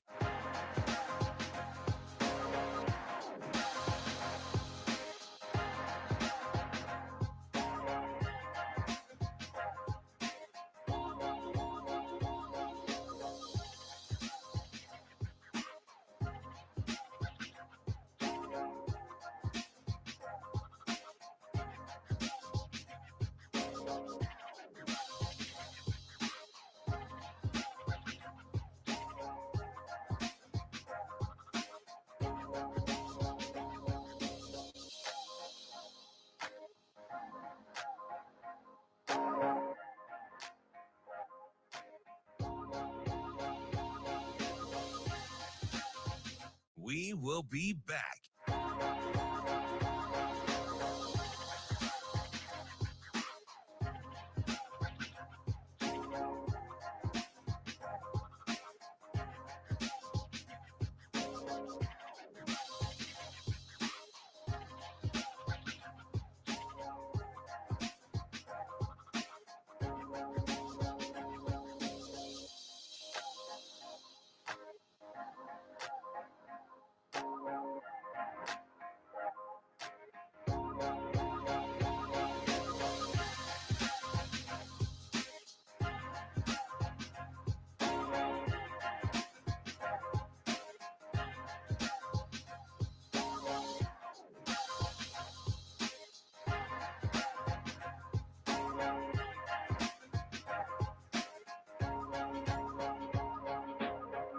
We will be back.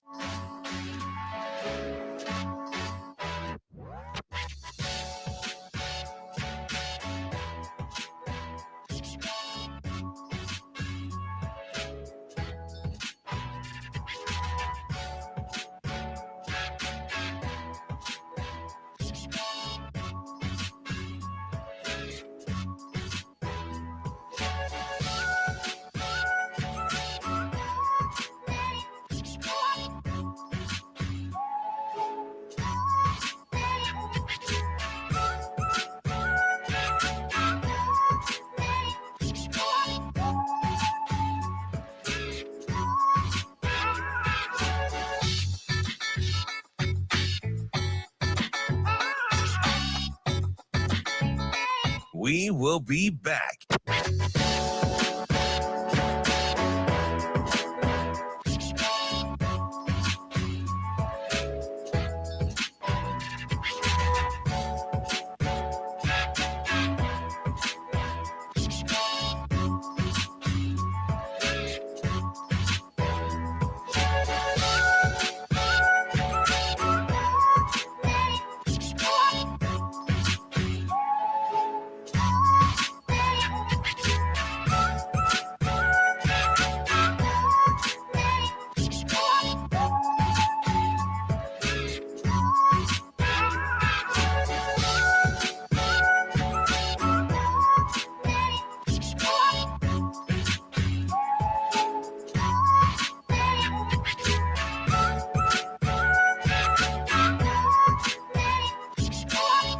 We will be back.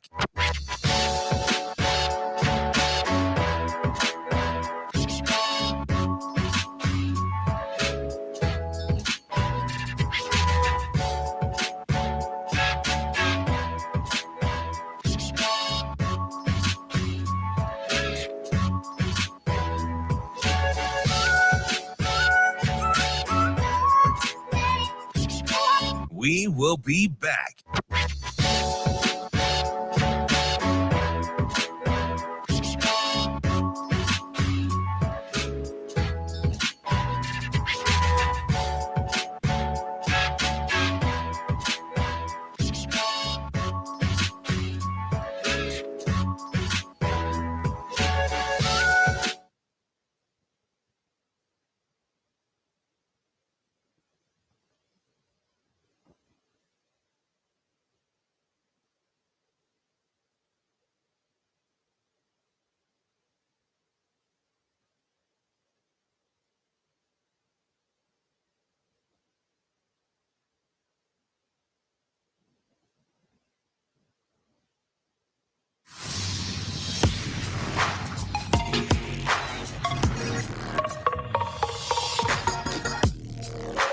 You're listening to Hurrdat Sports Radio.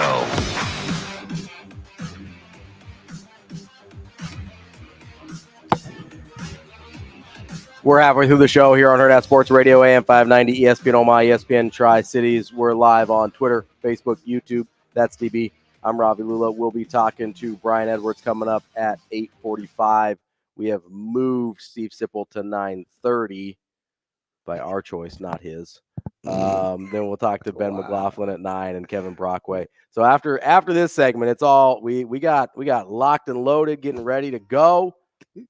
But here's what I want to talk about real quick. I want to continue a conversation about the Group of Five and Power Five deal here, right? Because the thing that I didn't articulate very well that Jack kind of got me able to put into words a little bit better is the equalizer that happens in the NCAA men's basketball tournament that I didn't verbalize well. And that's the money shares you get for being in and for winning games in the tournament. Okay, see, that would have backed me down a little. Yeah, and that's 100% on me. I didn't articulate that well.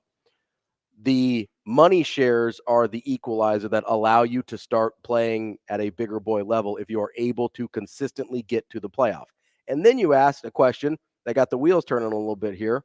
Because the other thing, you know what counts as a win in the NCAA tournament in basketball? What's that? The play-in games. Yeah, I understand. Those are winnable games. So if you have play-in games in the college football tournament, those are winnable games for Group of Five teams that would get them even more of a share and can expedite their way on to becoming halves. Again, I recognize This is likely not going to happen. Okay, so let me so a couple of things are going on at once. Yeah. Right, and some of this is from comments that are stimulating in our stream.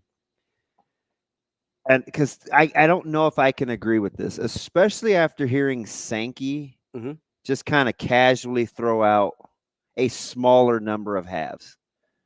I mean, the number 10 didn't come out of nowhere, right? Mm-hmm. Okay. You think I mean, I know he doesn't want to split money with Vanderbilt. I get it. Okay. I get it. I do. So, but these were the things that we were saying 3 or 4 years ago. When I was like, well, at some point, I even asked you, I said, are we not worried that Ohio State's going to be like, why are we giving money to Maryland? No, I understand that. Okay. I do. So I want to go back to something Hot Danger says, because I think we have to, this is a misnomer, in my opinion. And I'm willing, 888-638-4876. I believe this to be a misnomer, but I'm admitting I could be missing something. Okay. Hot Danger says, he says, no, it's basic economics. That's what they want to continually expand no matter what. It behooves college football economically to make a model when Nebraska keeps chasing the carrot, and Cincinnati and USF, etc. Okay. I do not fundamentally believe that to be true unless you start with it. So let's say somebody gives me Adam gives me some seed money, right? He's like, hey, I support you. I want to do this. You take this and go do this. The other radio guys, they're going to be doing this. You're on your own for now. They don't have this advantage. They're sharing. So it's a little bit of a slower start for them. You get all this to yourself to go build your thing. Now, I'm just telling you, whatever, but now you're on your own. You can't come back into this. You get the advantageous of the seed money, but you can grow it as you want. Listen, no, you're not paying for overhead. It's just in essence a gift. That's the only way I could see Hot Danger being right. Is that if I feel funny calling him Hot Danger, but Hot Danger's fine. Is if the revenue sharing pool says, okay, fine, we're going to get you started, but we're not going to allow you to keep divvying up the pie even smaller if you're not making, if you're not turning enough of a profit. We'll get you started. Yeah. But we're not going to keep splitting up the pie, because what he's operating under is the assumption that the television deals will exponentially increase the same. And we don't know that. We don't know that. We have no idea. So I don't know what kind of business model would invite that. Right? I do. So, do tell. That's what we talked about last week. Private equity. No, see, I thought about that a lot. Almost it dominated the weekend, unfortunately, because I like to. I'm like, all right, let me think about this. How many? Are you willing to run the risk of not meeting not getting the money back? I want you to do something for me. This is kind of off topic. Go read in what happened to the Red Lobsters. No, I know. Right. The buying of the property. I'm not advocating for private equity. I'm saying that's the injection of money that certain teams I just don't think grab at. Ravi, it's not sustainable. No, it's not. It's 100% not. It's a quick fix. 100%. I am not advocating for private equity. When you're talking about where does the money come from, that's the place that we've already seen Drew Weatherford and his people go out there and try and advocate. Because if you're Cincinnati or you're UCF, so you're saying in essence, you're basically just saying, well, Damon, you just walk me through seed money, start money. Yeah, that's where private equities come in, and then they can go do. But it's not a gift. Like you talked about it as a gift. Yeah, there are consequences then if you don't provide in the way that they think you need to in return on investment or whatever, right? Like there is going to be ramifications if people take private equity money. I am not advocating for that model to enter into college sports or sports in general. It's a disaster. Private equity ruins most of the things that it touches in terms of the takeovers, and the Red Lobster is a great example, but it's not an isolated one at all. Like that's that's what private equity does. They're essentially it's unbelievable. A legal money mob. Go watch Goodfellas. You know what they do to the restaurant? That's private equity. Yeah. Except for it's legal and they don't actually burn it to the ground. They just financially burn it to the ground. Yeah. Right. Like Red Lobsters were paying for the properties that the buildings were on because the private equities own the land. Yeah. Like, and they made it. They weren't even. They were. So leasing they got their margin, and then they leased it back to Red people Lobster that had previously owned it. Yeah, and they were leasing it at such a astronomical rate that they couldn't possibly be profitable, right? And now, after making all the money off the lease payments, they're going to sell the land back at a profit. Yep. Because land appreciates. Yep. So I'm not advocating for private equity, but when you ask where the money's going to come from, it's private equity, and it's going to ruin certain athletic departments because as soon as private equity doesn't get their money back, they're going to start stripping it off for parts. I don't know exactly how the mechanics of that are going to work within athletic departments because it's not quite the same as a business, but I do know private equity will find a way. If they're already sniffing around, they've thought of this. Yeah, and you also had a couple of ADs that were anonymously on record that says, yeah, we've thought about this. Yeah. We've talked about this for a while. We'll see. And the ones that would think about it are the ones that are desperate, the ones that are chasing the carrot, like Hot Danger was saying, right? The teams that want to have a seat at the table, but don't want to go through the process I'm talking about to get there without owing your life to someone else, without owing everything you have to someone else. So you're right. It is the quick fix, and it's a bad fix. But if you're wondering where the seed money is going to come from, unless you found somebody or an entity or the powers that be were just that altruistic, where they're like, hey, we really want the greater good here. Mm-hmm.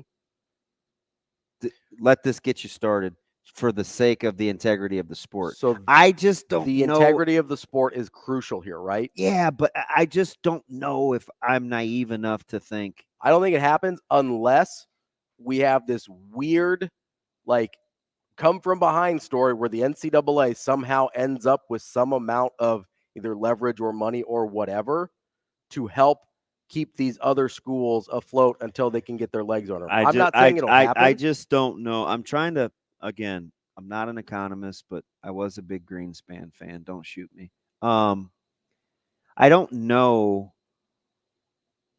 Is the revenue model sustainable enough with all these capitalist components, and at the back end you run it with some socialism ideologies? Because that's really what you're saying. Sure, but here's the you all on the back end can share this. You're capped, yes, but you're not going to go broke. While we'll continue to do this. We've seen that doesn't really work in government.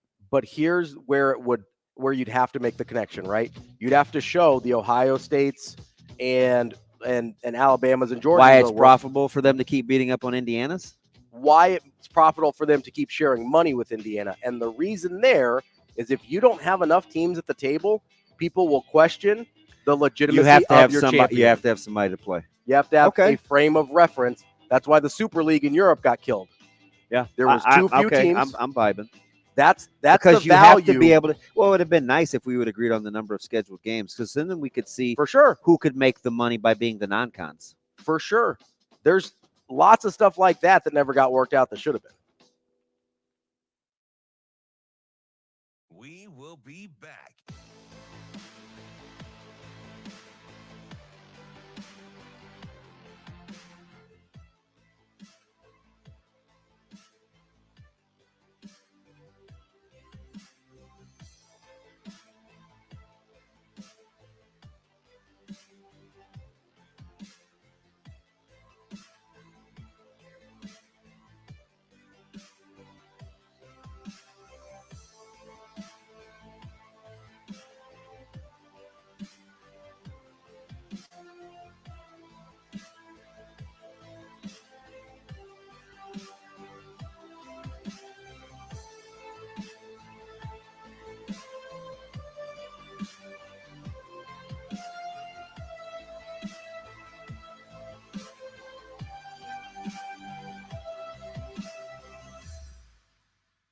We will be back.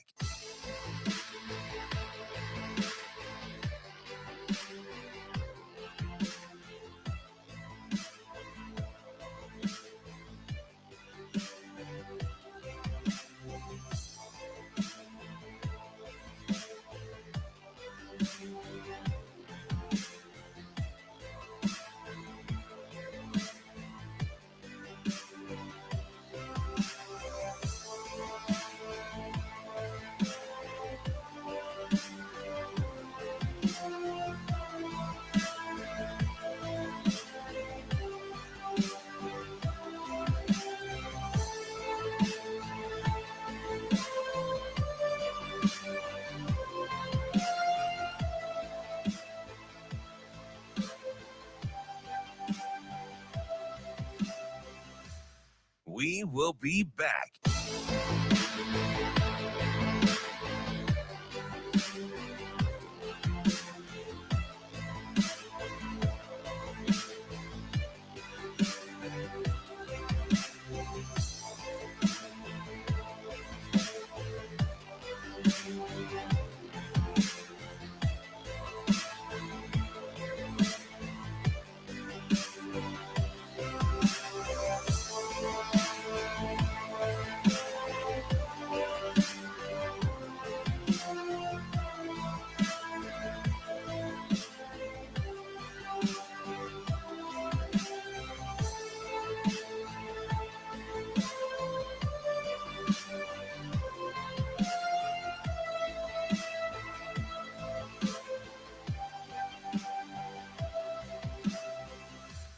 We will be back.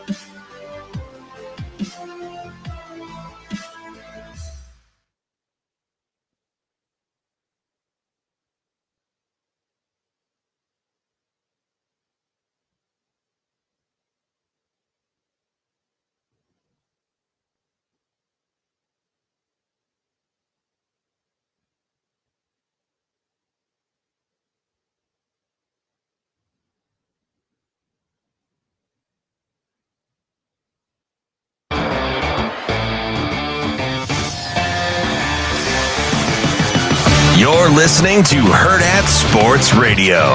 Now, Vegas insider, senior handicapper, and fan of the cold Budweiser bottles, Brian Edwards. It's got to be touchdown, touchdown, touchdown. Brian Edwards. I don't really love it. Brian Edwards. Were they using the cream cheese to butter the bagel? Brian Edwards. I'm going with the cowgirl. Here is Brian Edwards. We are back, wrapping up hour number 2 here on Hurrdat Sports Radio, AM 590, ESPN Omaha, ESPN Tri-Cities. We're live on Twitter, Facebook, YouTube. That's DB. I'm Ravi Lulla here on the Pillar Exterior stage, and we are joined now by the one and only Brian Edwards. B, how are you this morning? Good morning, gentlemen. How are we? Hey, how are things? We're just talking about economy, man. We're like a bunch of Warren Greenspans over here. How's this revenue sharing in college football going to work, and why is Sankey coming across as pretty greedy? That's all. I just don't like Sankey. Well, I'm not sure because I've kind of been and it's going on like 7 or 8 minutes from my house. I have not been on top of the Destin spring meetings, but what I really have not liked from Sankey recently is wanting to mess with the NCAA basketball tournament. I would imagine y'all probably start talking football stuff. I can't. And so the funny thing about you saying that is we keep trying to find basketball examples to make this ideology work, and he could end up tinkering with that too, and that may not be our frame of reference. Like, he has talked about it. Oh, I know. That may be the thing that stops him, though, is you mess with something that people genuinely and truly love and understand how it works. Like, that may be the thing where people are like, no, we're not doing that. Well, Right. we managed to have the wool pulled over our eyes up to this point. The more the Yeah. merrier. Okay, guys. Yeah. I spent my free time on UFC Media Day yesterday, so I gotta get caught up on what all's been talked about over in Destin. Hey, how likable for you or unlikable? I'm guessing it's the latter. And I did like what he had to say about the new gloves for the UFC, but how unlikable is Sean Strickland? Oh, brutal. He's incredible. And He's and incredible.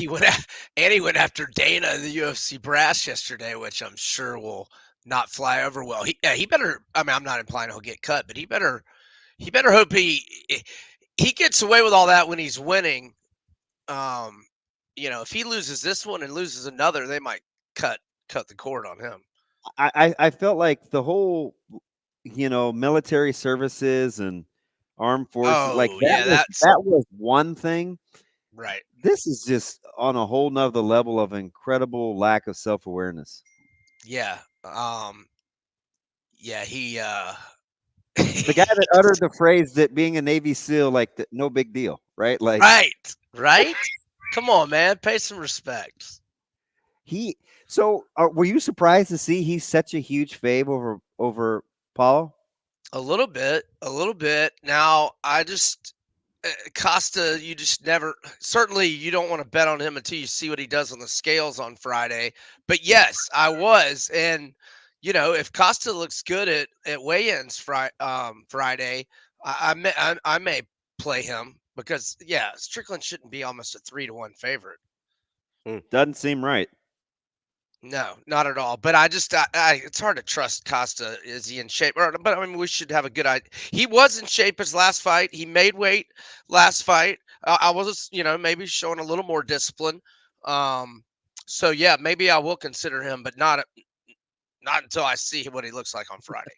And I think you and I are huge Poirier fans. I was shocked to see Makhachev a 6-1 fave. I'm scared because I like Poirier, right? I don't want to see it. I don't want to see anything bad happen to him. Right. Yeah. I love Dustin, and I hope in fact, I've probably said this before on a few bets, especially UFC, but I don't think I've ever wanted to lose a bet as bad as I want to lose this one. But I can't turn down Makhachev by submission at even money. I just can't turn that down. Kevin Holland said it yesterday. Like, he thinks that if Makhachev moves up to 170, he'll be champ easily. And I don't know that I disagree with that. I don't think anybody can beat Makhachev at 155. I'm not saying he's as great as Habib was, but he's not much below that, and it's a matchup nightmare. Now, obviously, can Dustin catch him standing up? Of course he can, and I hope he does. But I've got to play Dustin Islam under 1.5 plus 130, and Islam by submission even money, because that's Dustin's bugaboo, getting submitted. And even if Dustin wins, I think it would be under 1.5. And I think that Islam probably gets a submission early second round, if not late first. I hope not. But I like those two bets from my betting brain perspective. But obviously, I'm rooting for Dustin, no doubt about it. It's interesting because Poirier's had so many hard fights. Yeah, he has. I like him because he just, for all intents and purposes, seems like such a good guy.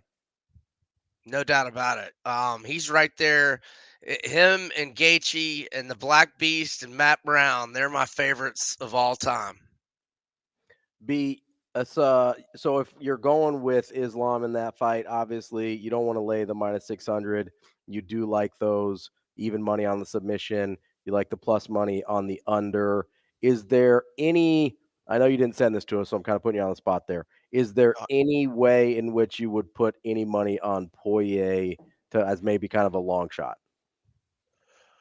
I mean, I'm not against it, but it would be very small change. In other words, I would, let's say, I'll just make up some amounts. If I had 100 on Islam to win by submission, even money, I might at the last second put, 25, 30 on Dustin, because he's like plus 450 or so. But I think Islam wins. Look, my heart will be content. I don't need any money on Dustin. If he wins, I will celebrate and be happy and thrilled to lose that money. All right. So with such heavy faves between Strickland and Makachev and Holland's getting a big number, Almeida's getting a big number. How are you? Well, I guess Randy Brown even at minus 175 is juicy. How are you packaging this for the best bang for your buck? Yeah, so I like those three favorites: Randy Brown, Kevin Holland, and Jailton Almeida. So yesterday morning when I was on another show and I plugged it in the parlay calculator, Almeida was minus 265, Holland minus 265, Brown minus 175. Now, Almeida has gone up at a lot of books. Some books even north of minus 300, and Holland's gone up a little bit more into that minus 290, minus 300 range. Brown is mostly minus 175 to minus 185. But those prices I said on a three-leg parlay got back plus 198 yesterday.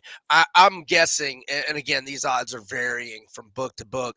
I'm guessing that parlay only gets back about anywhere from plus 160 to 175 at this point, but I still like it.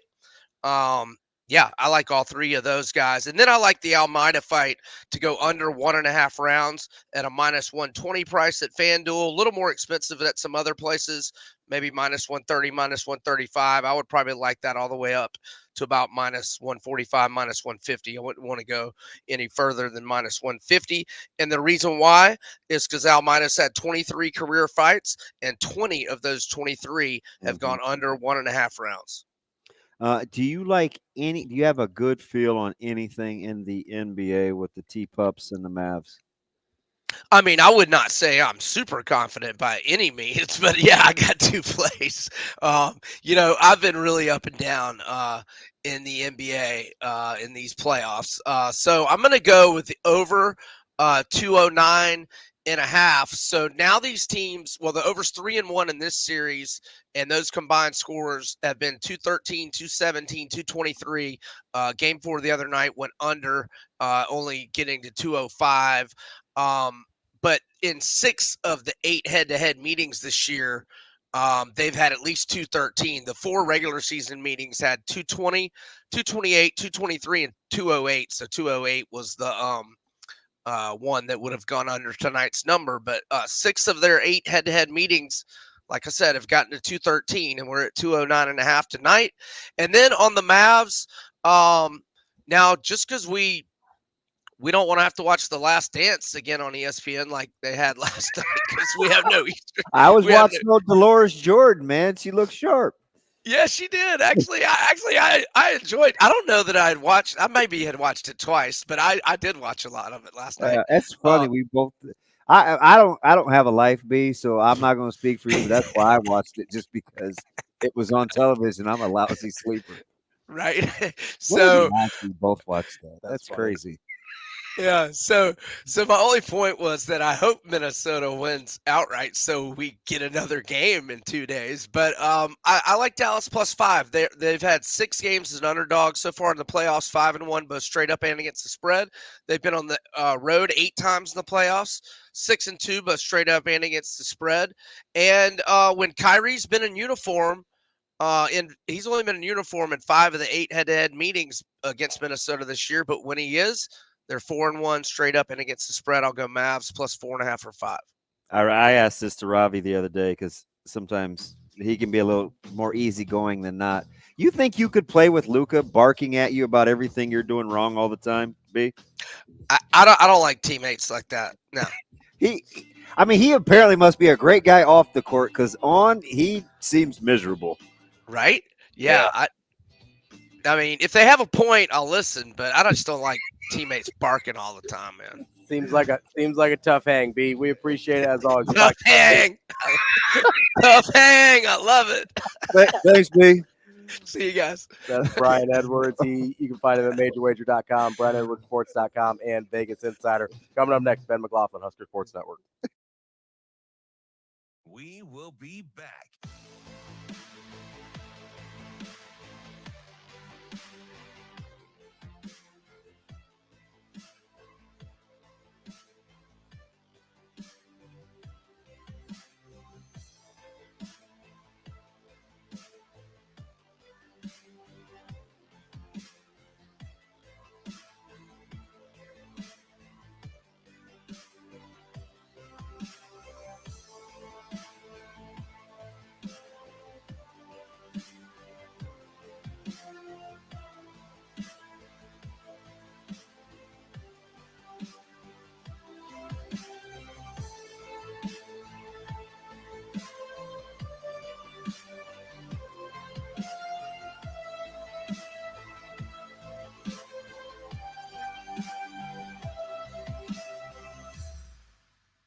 We will be back.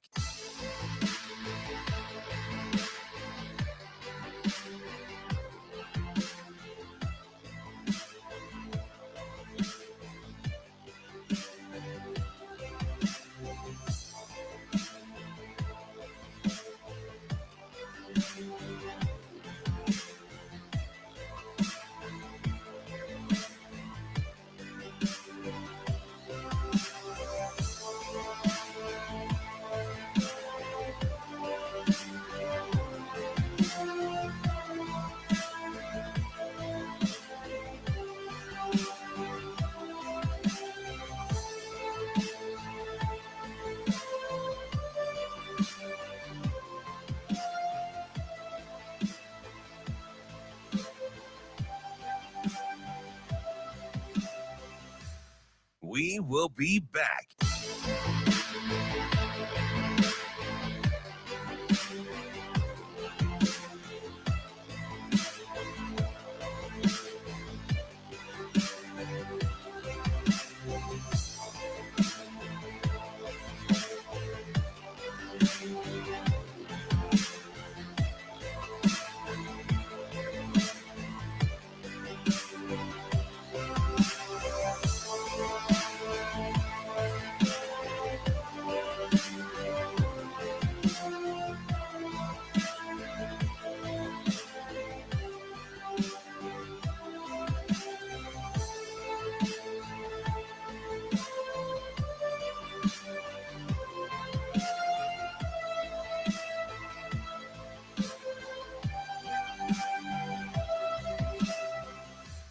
We will be back.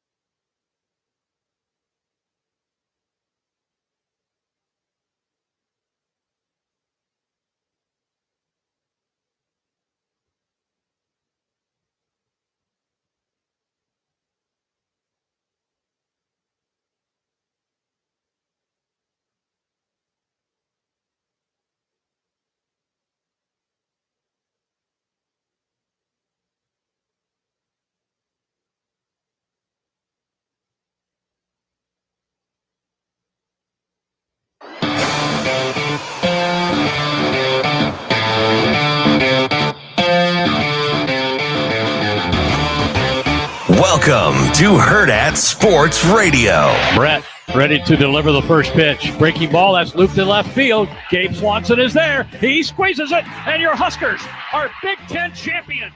After losing game one Tuesday night, they come back and win 5 straight and capture the Big Ten tournament for the first time since joining the league. And the dog pile is ongoing in front of the plate. Kicking off hour number 3 here on Hurrdat Sports Radio, AM 590, ESPN Omaha, ESPN Tri-Cities, and KFOR in Lincoln. That's DB. I'm Ravi Lulla, and we're brought to you by Durkin Designs. It's your one-stop shop for the backyard of your dreams. They can do paver patios, retaining walls, any sort of water or fire features, lighting, cleanups, maintenance. I know there's been a lot of storms. Might have to give them a call. I need a little cleanup and maintenance over there as well. You can give them a call, 402-779-4444. That's 402-779-4444 for Durkin Designs. I just want him to give me an idea for that south fence. Yeah, do something kind of cool over there. Yeah, it doesn't even have to be fancy. I just don't want the dogs over there anymore. Yeah, they're picking fights. They can't. Yeah, they're not beating either one of those. They can't win those. No.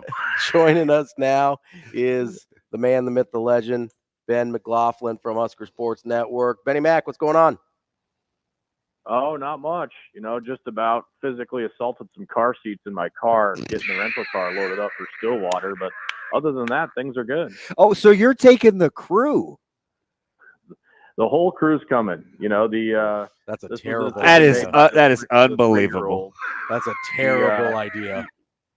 She Dude, was like, his kids are combined basically 5. saying, yeah, Daddy, I don't want you to leave. And I was like, all right, well, do you want to come with?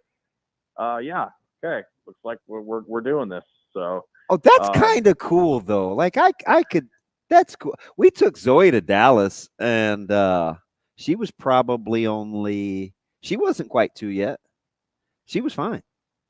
Yeah, we're to the age where iPads can hold their attention. So it's the little one I'm worried about. But I'm sure by hour 4 I'll have my entire life reconsidered by that point. I mean, Ben, kids don't make good decisions. You shouldn't leave that in their hands. Well, I typically don't make the best decisions either. So. I suppose maybe she gets that from me. So I kind of have a soft spot though for dads that can work with that take their kids to work. Though I kind of like you more than I did about 2 minutes ago. That's pretty cool, man. That's going to be. I love that. It's not 6.5 hours though. I'm just telling you, that's going to be closer to 8 with what you're trying to pull off. Bare minimum. Bare minimum. You thought calling 6 games in 5 days was a grind show. You should see our car make its way south to Stillwater. Dude, that had to have been incredible, though. Like, you spent so much time at that ballpark. At what point were you like, you know what? I think they could probably pull this off. I think for me, if I'm being completely honest, it was probably after the first Indiana game. You could tell how badly Indiana wanted to win that first game. When you roll your Friday night ace out there at 9 a.m. on 3 days rest, you could have kind of sensed that they put their eggs in the basket of that first game. And I understand it from Coach Mercer's standpoint. You don't want to send a message to your team that you're holding something back in case something happens for the night game. But they spent a lot of energy in that first game, and Will Walsh and Josh Caron were able to just withstand all that energy by themselves. So I think when that game ended, and we had a chance to kind of get off our feet a little bit, and you knew you were throwing Drew Christo, who's been hot. They really weren't swinging it that well, which is what they do.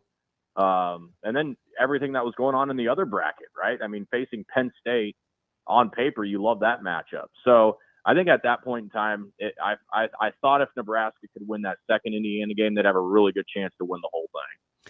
Did you, for whatever the reason, did they ever explain why they pulled Devin Taylor?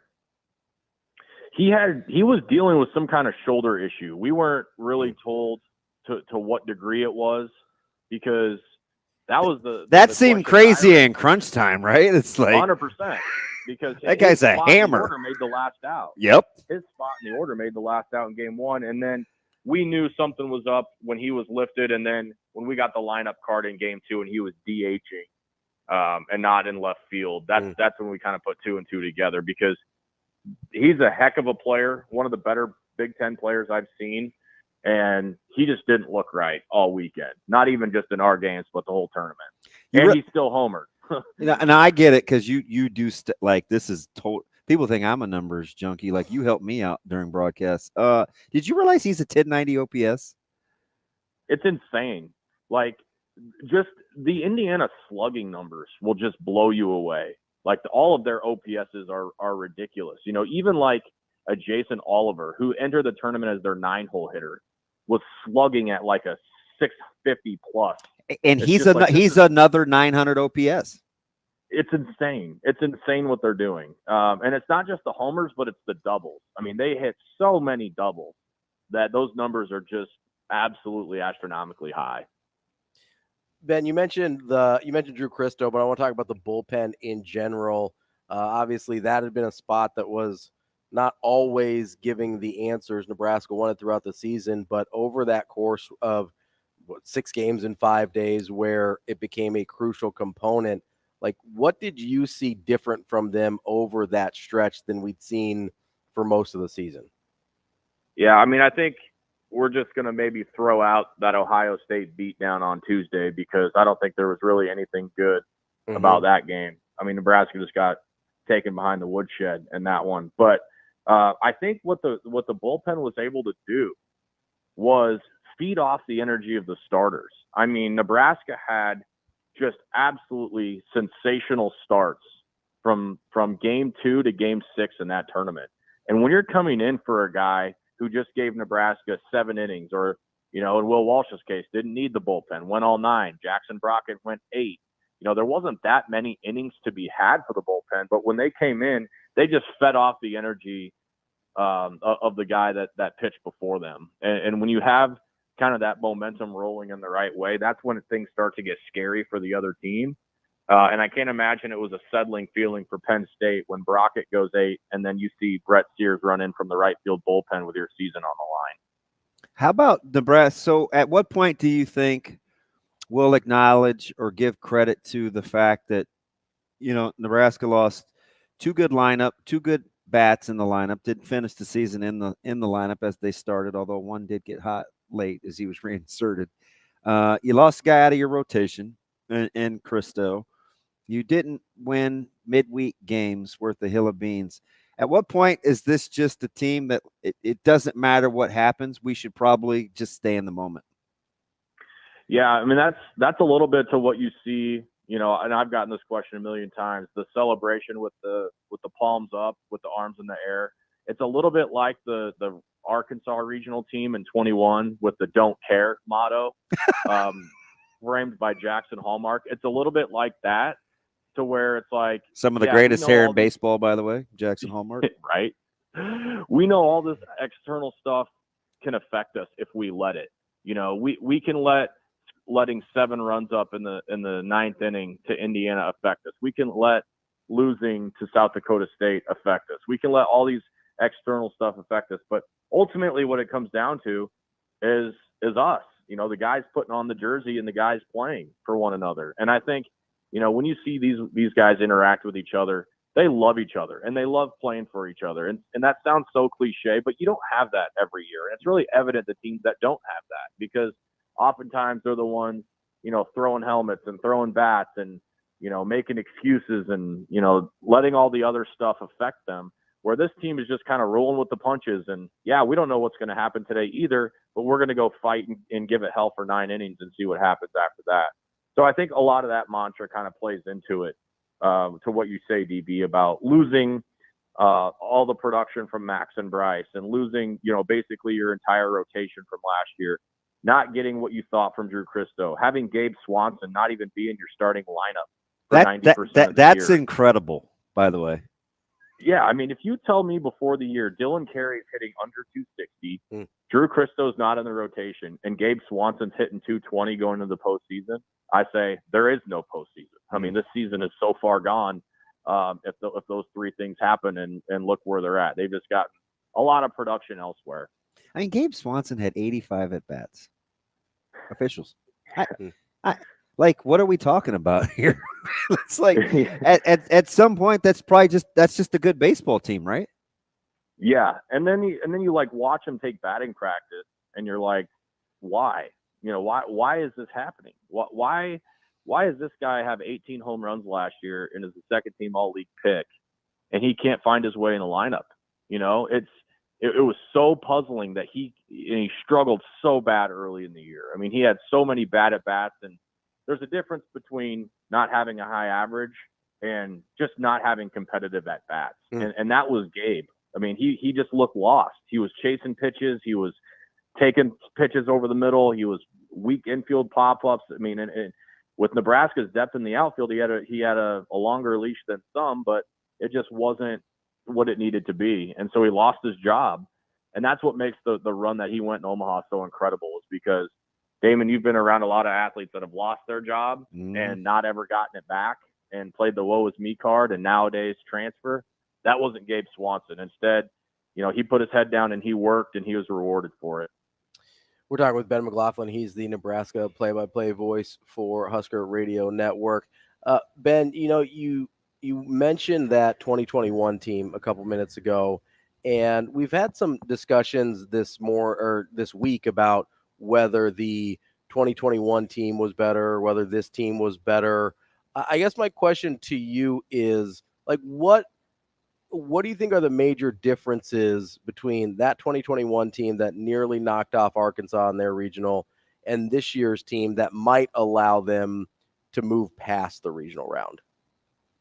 It's a really good question. And it's a question I haven't been asked, but I've thought about. And I think the obvious difference, and ironically enough, made his major league debut last night, is Spencer Schwellenbach. This team doesn't have that. They don't have the 3-hole hitting shortstop that throws 98 and it with a hammer breaking ball that can get any lineup in the country out.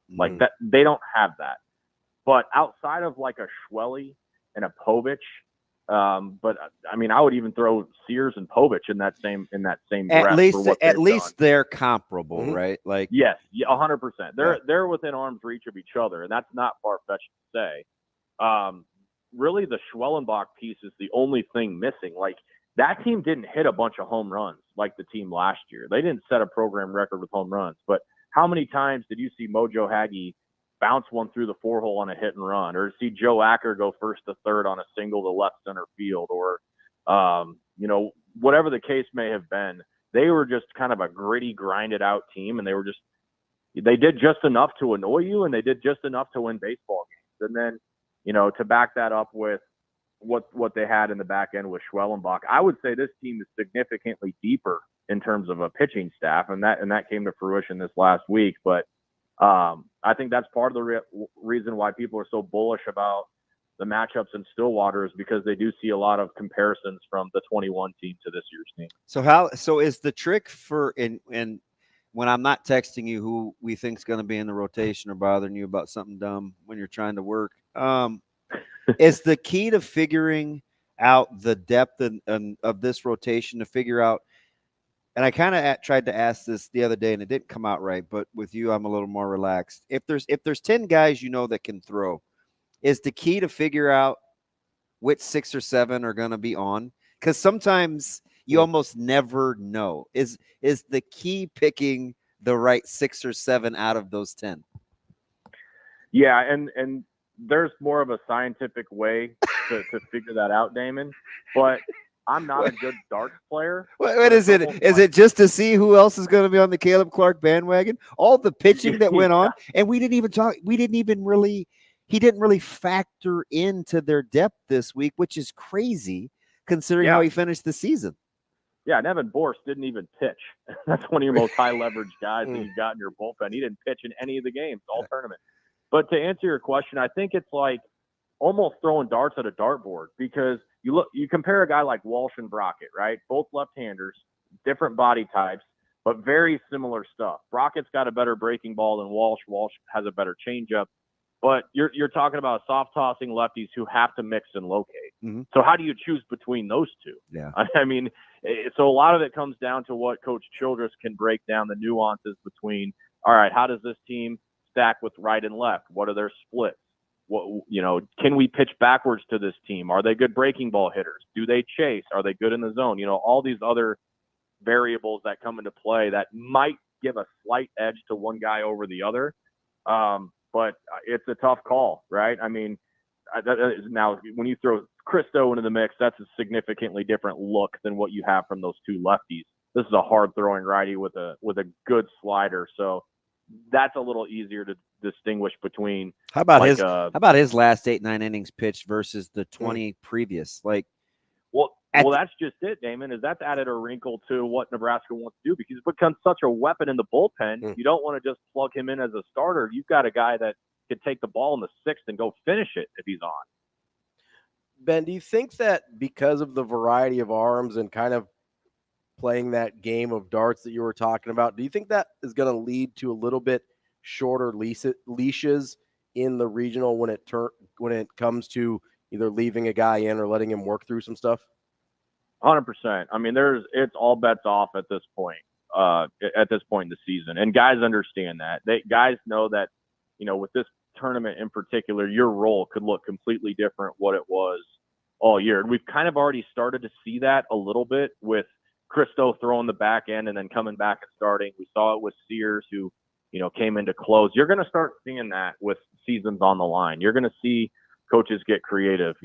Mention the 21 team. Spencer Schwellebach comes in and throws 70 pitches in relief. You're going to start seeing things that you haven't seen before, and that includes long leashes, that includes short leashes. Like, you're not going to be able to afford Will Walsh the time to figure it out. Like, you think about how that outing went. It was a very rocky second inning. If that's regional, I don't know that they go with him past the second inning. So it's all the decisions are ratcheted up. The guys are going to have to be on their toes. They're going to have the ability to bounce back on short rest. Everything's on the table at this point in the season. So I know, and we talked about this with Aaron Fitt on Tuesday, and it was just cool because I'm a nerd, watch a ton of college baseball, and we were explaining about Florida. I mean, I get it, right? They probably shouldn't be a 3 seed, but they are capable. They do play the long ball, don't hit for poop, strike out a ton, but there was a chance the Cags wouldn't throw. So yesterday it comes out, Liam Peterson's going to throw, and people kind of breathe a sigh of relief, but he was a freshman. He did make the All-SEC freshman team, but he is right-handed. So if I'm looking for another blessing, it's like, okay, Nebraska splits against lefties aren't great. They get a right-hander with good stuff. Do you think his style fits with how Nebraska wants to play in terms of low-scoring, kind of grimy? Yeah, I mean, I think it all depends what Liam you see, because we've seen him be Jekyll and Hyde this year for Florida. He's really, I think, Florida's had a hard time nailing down an ace. Like, I've been asked that a few times, like, who's their ace? And it's really hard to say because, Caglione certainly has the best stuff, but he's been pitching a lot on Sundays because of his two-way situation.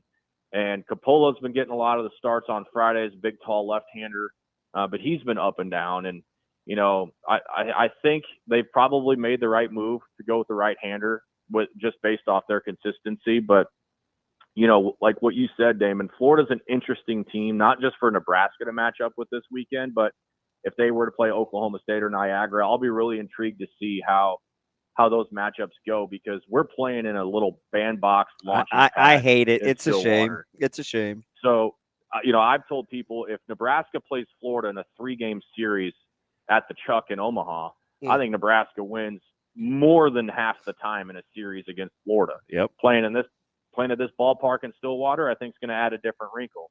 Now it makes me feel a lot better knowing Brett Sears is on our side and going to throw. But, I think what you say, Damon, they're very feast and famine, a lot like Indiana, except they don't hit quite as many doubles. But if you're not fielding the ball, if you're putting guys on base, they can make a 1-1 game to a 4-1 game before you can sit down. Are you kind of with me? I was talking with Fit on Tuesday. I liked Florida's matchup primarily because it fits my mind where Nebraska could play a 5-3-4-2 kind of game where they don't have to probably outslug Florida. But you're right. That was if the ballpark could hold how Florida likes to hit. But, I mean, it could be kind of gritty, right? Like, I could see Florida playing a game like that. Yeah, you definitely could. And then you think about Florida's bullpen situation. It's not inconceivable to me that, Liam gives them 4 or 5 innings and then Neely finishes. I mean, that's how it could look for them. Their closer has thrown over 70 pitches so far in an outing. And just, recently, keep in mind, this is a Florida team that had to beat Georgia 2 out of 3 on the road in Athens to be eligible for the postseason. Listen, after losing Friday. One of only 4 conference series they won. Crazy. Just crazy what they did. And they won the first 2 before the end of March. And you know who those 2 were? Yeah, A&M and LSU. Unbelievable, right? And then they go get bounced in the first game in Hoover. Damon, I'm going to give you 6.5 hours, or we'll call it 8, for me to get to Stillwater to try and figure out the Gators, and you let me know what you come up with. It's incredible. Not only did I not think they should be a 3, you could easily make the case they shouldn't be in the field, and I still think they're capable of winning that regional. I'm not kidding you. Well, look at the Vegas odds. I mean, they have significantly better odds according to the odds makers than Nebraska. Figure that one out. I mean, I think there's a lot of people around this that are with you, and a lot of it has to do with the talent on their roster. They brought in a few transfers. Obviously, Caglione's the bell cow here, but people around the SEC or down in Gainesville are holding on to the fact that, look at our record, but we're the number 1 strength of schedule team in the country, and we were in the national championship last year. So they kind of got that arrogance, that SEC swag to them, and that's certainly counting for, at least what they like to believe. And, that belief can be dangerous when it's rolling. So we'll just kind of have to see how it goes. We'll get you out of here on this, and you got to obviously get past Florida. And we talked to Coach McCoy from Niagara yesterday, and they're not going back down either. But the level of surprise that you think people that don't follow college baseball will have at the end of this tournament, that Oklahoma State actually has some pitching depth and not just offensive-minded like Okie State of old. I know, it's so frustrating looking at their stats. I'm like, why and how? These aren't these guys. What are we doing here? They actually can pitch it.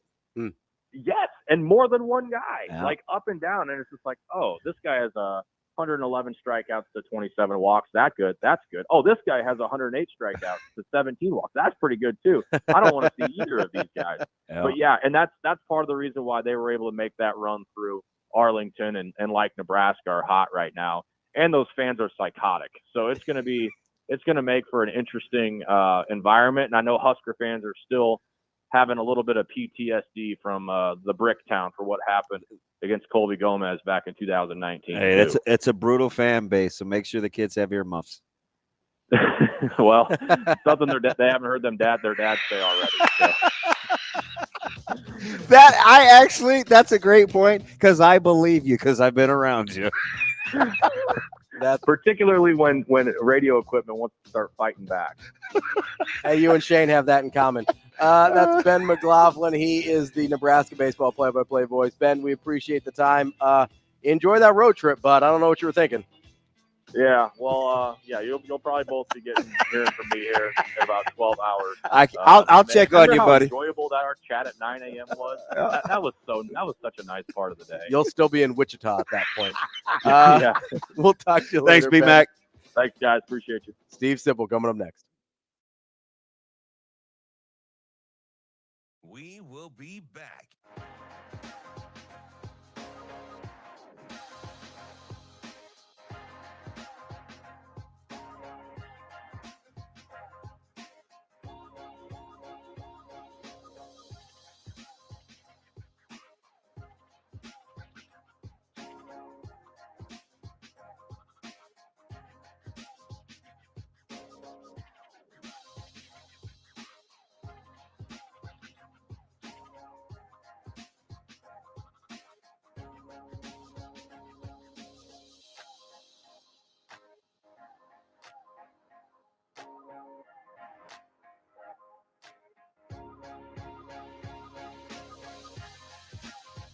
We will be back.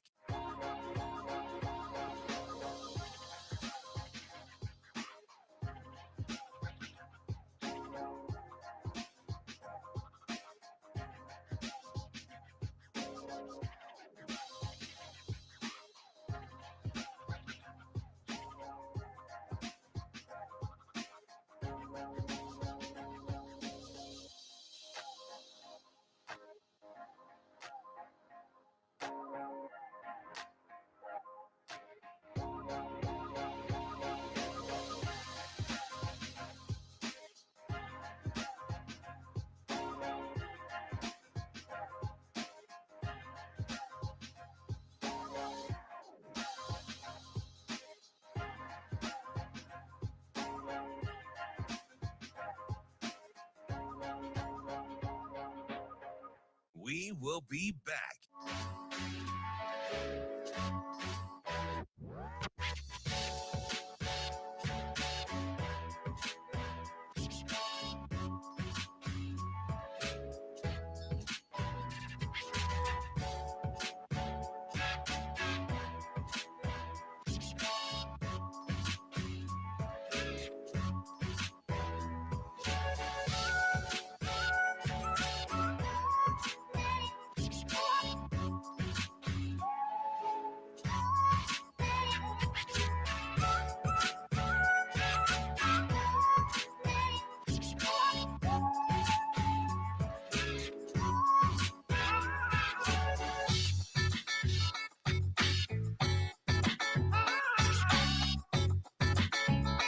We will be back.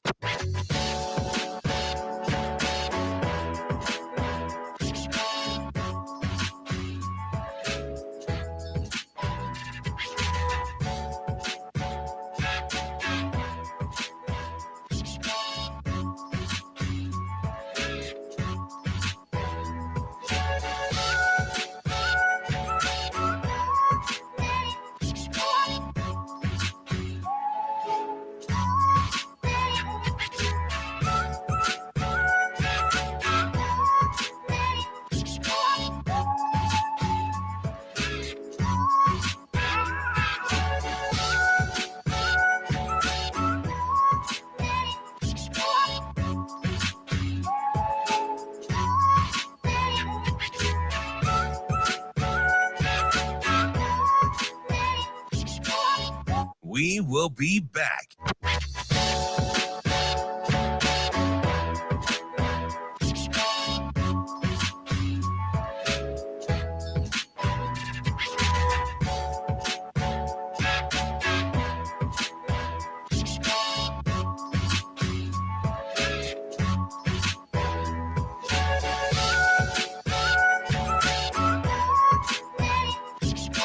We will be back.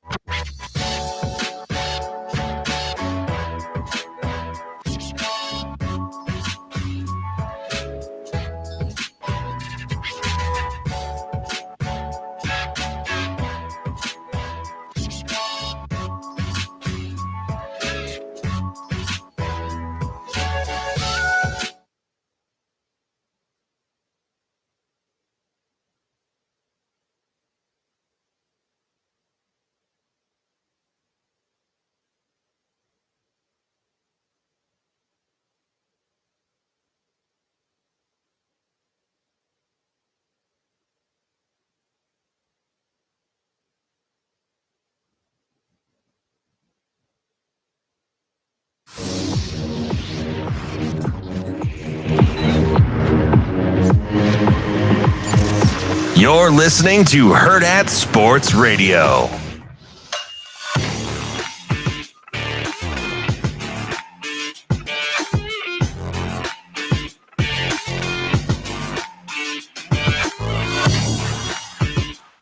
We're back here on Hurrdat Sports Radio, AM 590, ESPN Omaha, ESPN Tri-Cities. We're live on Twitter, Facebook, YouTube, and don't forget about our friends at KFOR in Lincoln. Speaking of Lincoln, talking to the one and only Stephen Montgomery Sipple from Husker Online. Sip, what's going on, bud? Montgomery's strong and good. I like it. How are you guys doing this morning? Hey, Sip, how did you not realize you were double booked, buddy? Are you that popular? Because I would believe it. No. Here's the deal. The week. Okay, I can explain this. The week is strange because of the holiday. Oh, gotcha. I've been day off all my life, but really all this week has been a kind of a jumbled mess in my mind, and it just got messed up. Today's Thursday, not Wednesday, and that was the issue. Last night when Shane booked me, I was thinking he's booking me for Wednesday, and then it occurred to me this morning, no, he booked this is Thursday, and I'm in trouble. So that's what happened. So, Sip, I got the best M name for you. Let's go with Magnus, because Magnus, I think in Latin means great. So let's go with Stephen Magnus Sipple. Are you okay with Magnus for Magnuson? Yeah, I like Magnus. Okay. It's unique. I never heard it. That passes. Montgomery's really good, though. I do like Montgomery. Strong name. I saw your partner last night, and I do think he's the GOAT. Jake was out walking the little one with his wife yesterday in downtown Lincoln or at the Haymarket, so I thought that was cool to see Flaky Jake, man. Are you taking good care of him? Jake Sorensen. Yes. He takes good care of me. He takes care of the elders. I was tempted to see if you were in that stroller, but it wasn't. No, I'm not that old. I know that's what happens. And I'm getting to be that. No, those are called wheelchairs, Sip, not strollers. Well, that's the concept, though. Similar idea. Hey, Sip, go ahead. Yeah, go ahead. I was going to say, you had a piece the other day that I really like because I'm experiencing this full time with Caleb down there. You brought the light back to Coach Rule and academics. And some people may read that you had online with On3 and kind of roll their eyes. But going through this recruiting process and being with some other recruits on their recruiting process and sitting with Dennis, he said something that I think is pretty incredible for how long Dennis has been there. And he said, Damon, no slight to any other coaches, like they all had their strengths and weaknesses. He said, but there's two things about Coach Rule that I absolutely love. He said, number one, he came to me and he said, Dennis, how can I make your job easier? Like, what do I need to do on my part so you can function at a high level at yours? And Dennis said, I just get them in the chair. Just get them to me. Make sure they're here. I got the rest. So check one. He said the other thing is he's given it some teeth. Like he said, he puts his money where his mouth is. So they've had very few problems. After your article, that probably doesn't surprise you, does it? No, not at all. Rule is really a fascinating figure to me. It's almost like he's holding on to the college football that we love. I mean, that we all love. It's like he's not letting it get away from it, And I don't know if that's the way he thinks. It's kind of the way I look at it, though. Seems like every decision he makes a lot of sense to me in the context of what I think the world should look like, and what I think college football world should look like. I do still think academics are really important. It's not, I don't want it to be just a big money grab. I mean, I was on the sidelines at the Polynesian Bowl and I heard players talking, like saying things like, did you get your bag? I mean, those are real conversations with some players. It doesn't have to be all that way though. There's a degree in education is still extremely important. So, yeah, I mean, it's nice. So what that was all about was on the recruiting visits, Nebraska is emphasizing academic part. So making sure kids get to the colleges that make the most sense to them on campus, and having that level of involvement. I don't know. I think, and you guys have been following the program for a long time. I do think each of the head coaches have done a good job. Some better than others. Yeah, it's always a matter of degrees. I know. I would say that like Pelini, I know Bo was really mindful of that. Like I would never want to slight these guys. I think it's cool to watch play out, right? A couple of times, and I try not to bother him, but I'm like, hey, what's going on? When I'll ask a question or something, he's like, hey, I'm in academics. I'll text you later, or hey, I got to get back. I got academics at 9. Like that's happened a couple of times, and I'm thinking, okay, number one, it's summer, so I can appreciate that, but the sentiment is it's hard to live a double life. So if you're good in one capacity, you stand a better chance to be good in the other in this day and age. Now, you and I both know there are lots of guys that just played school and still could be good athletes, but he said with the caliber of whole-rounded people that they're trying to recruit, they want them to actually be well-rounded. Yeah, that's what it comes down to, and that's what we're talking about. It's not just about football, and it's not just about money. It's about being a well-rounded individual, and it's not all about academics either. So, it all makes perfect sense to me. And I think if you're a Nebraska fan, it's just another example of why you feel good about the leadership right now. Could definitely help him with Sanders Jr. I saw that firsthand. I'm sorry, with who? I said it could definitely help him with Sanders Jr. I saw that firsthand. Oh, isn't that an interesting conversation? Because there's a temptation, I think, and it's real. There's a cynicism out there that like, oh yeah, you're not going to get that kid. You're not going to get David Sanders.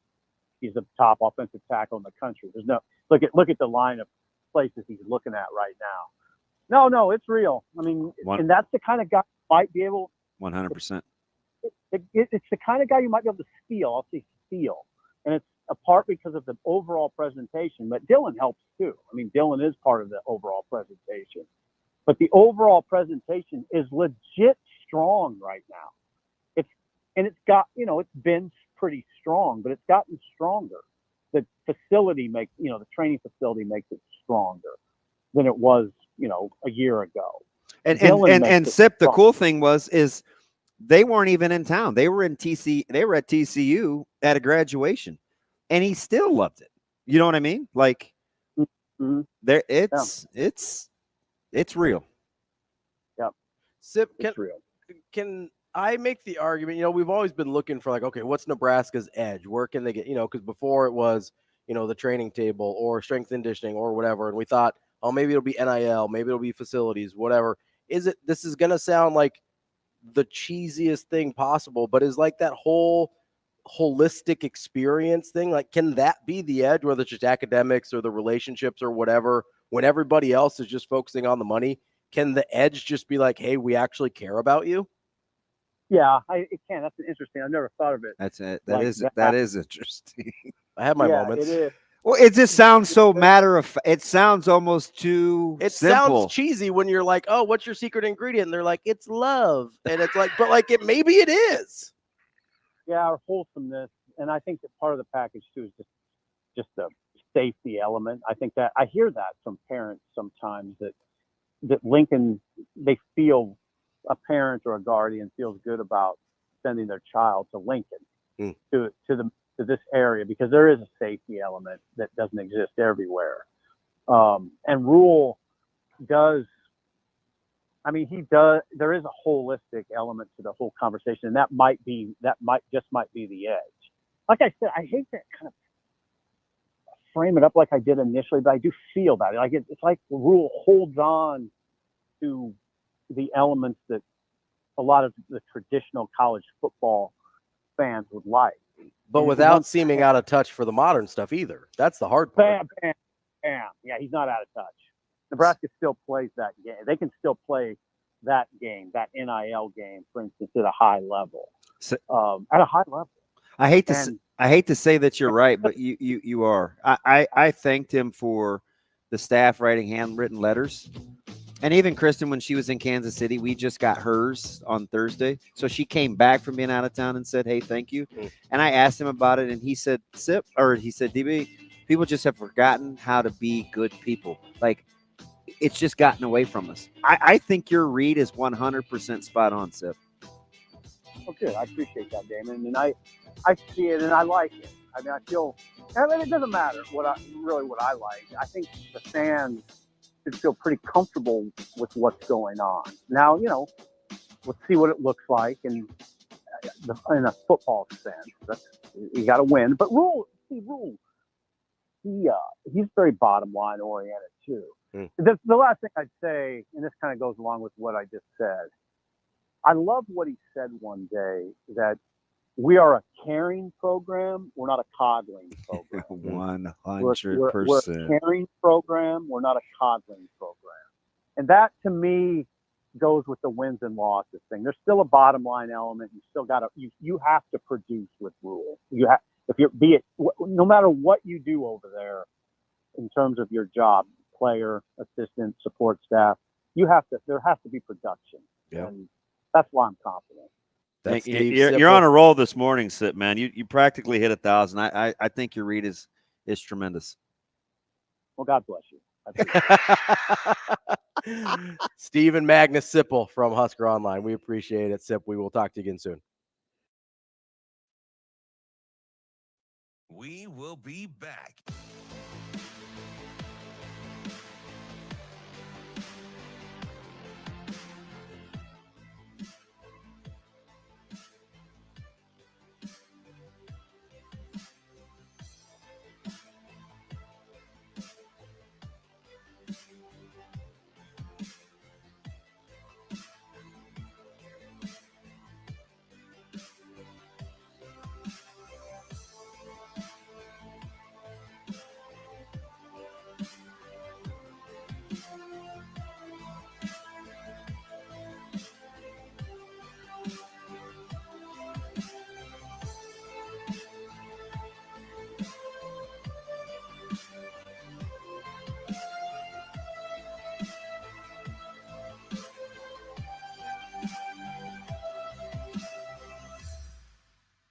We will be back.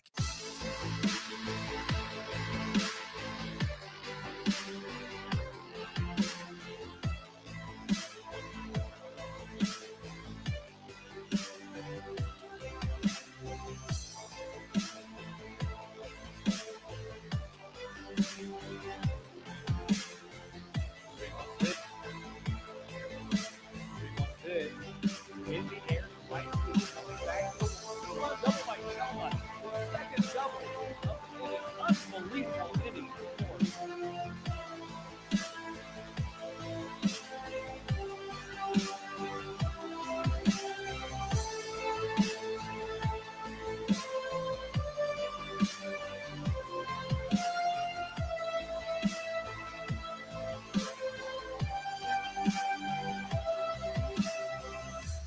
We will be back.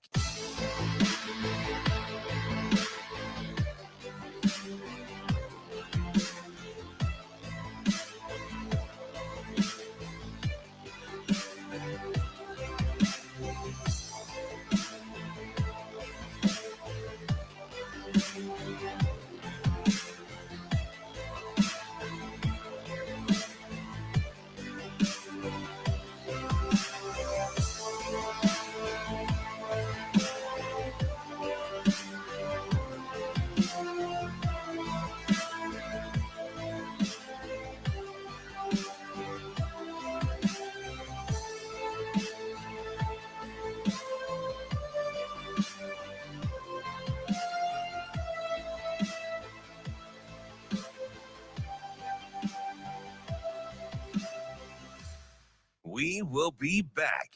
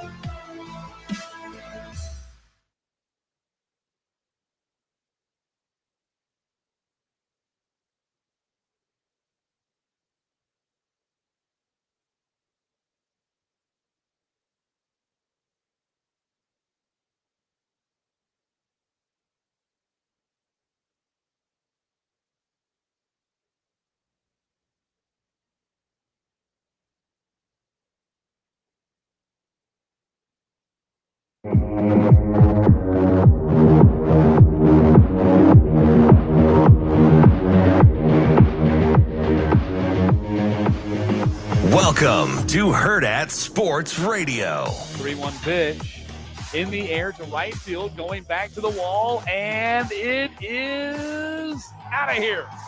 Cade Curlin with his third home run of the series. Goodness, that's a terrible team to have in your regional as a host. That's going to be trouble towards the gap, and it's going to hit off the wall. Heyman scores. Here comes Curlin. He scores. 12 runs have scored for the Gators here in the fourth. 2-run double by Shelnut. His second double of the inning. Unbelievable inning for Florida. Wrapping up the show here on Hurrdat Sports Radio, AM 590, ESPN Omaha, ESPN Tri-Cities, KFOR in Lincoln.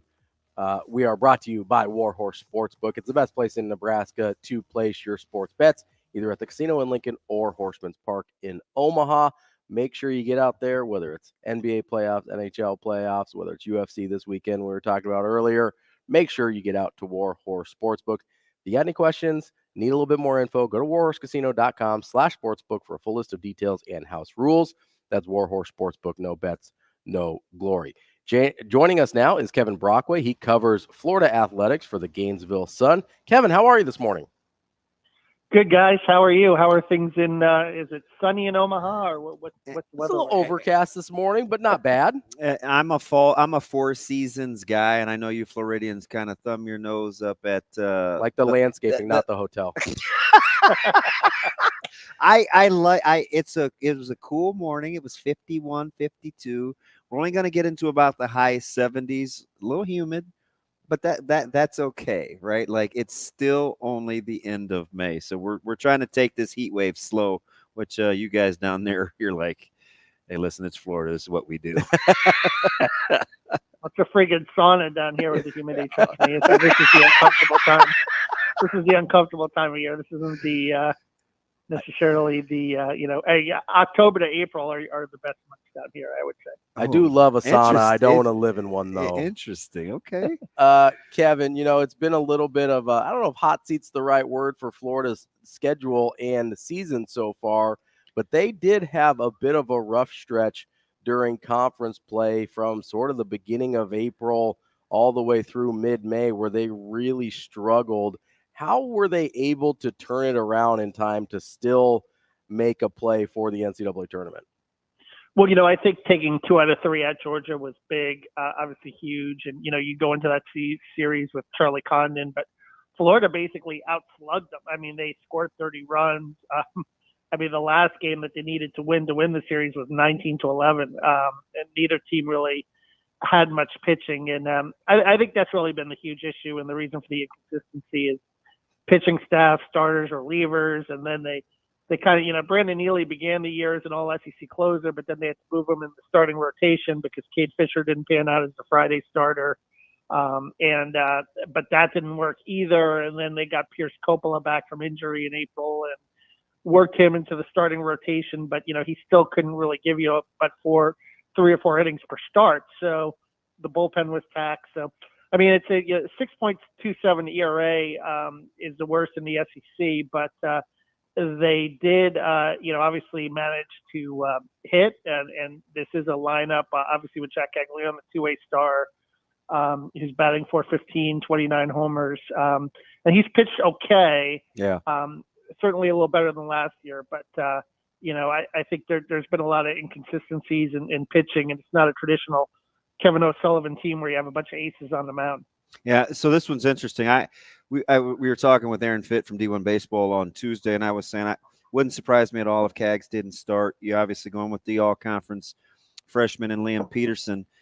How important is it to not just to get the last 5 starts, Liam Peterson, the guy that's held hitters to 211, but the Liam Peterson that whose ERA keeps this game low scoring? Do you want to see this be offensive minded like the Georgia series, or do you think this team is better served to keep this thing kind of grimy and gritty? Yeah, well, I think with Brett Fears was no picnic, right? He's a Big Ten pitcher of the year for a reason. Yeah. It's the fascinating thing about this matchup, right, is that Brett Spears, I think 24 years and 1 month old, Liam Peterson 18 years and 11 months. You talk about a contrast in age. But Peterson is a guy that Kevin O'Sullivan talked about yesterday on the conference call. Had to learn to pitch with runners on base. That was kind of a big issue for him early in the season. And was prone to giving up home runs as well a little bit. But he's really kind of settled in and figured things out as a freshman. And he's obviously someone with a lot of ability. He's a guy that had he come out of high school, he would have been probably, taken within the first 5 rounds of the June amateur draft. That's where he was projected. So he's got the ability. He's starting to harness it. And I think the key for the whole weekend for Florida, and Kevin O'Sullivan mentioned this, is just getting length from the starters as well. If Peterson can give them 6 innings, if Caglione the next day. I think he's definitely going to pitch Saturday, regardless of the outcome. If he gives you 5 or 6 innings, and if Pierce Coppola can even give you 5 innings, it'll just, make things a little less stressed on the bullpen. And now you've got Brandon Neely in the back end where he's a little more comfortable. And Fisher Jameson has been another real reliable arm out of the bullpen as well for Florida. And I think those are the 2 veterans that they'll lean on if their starters, when their starters depart.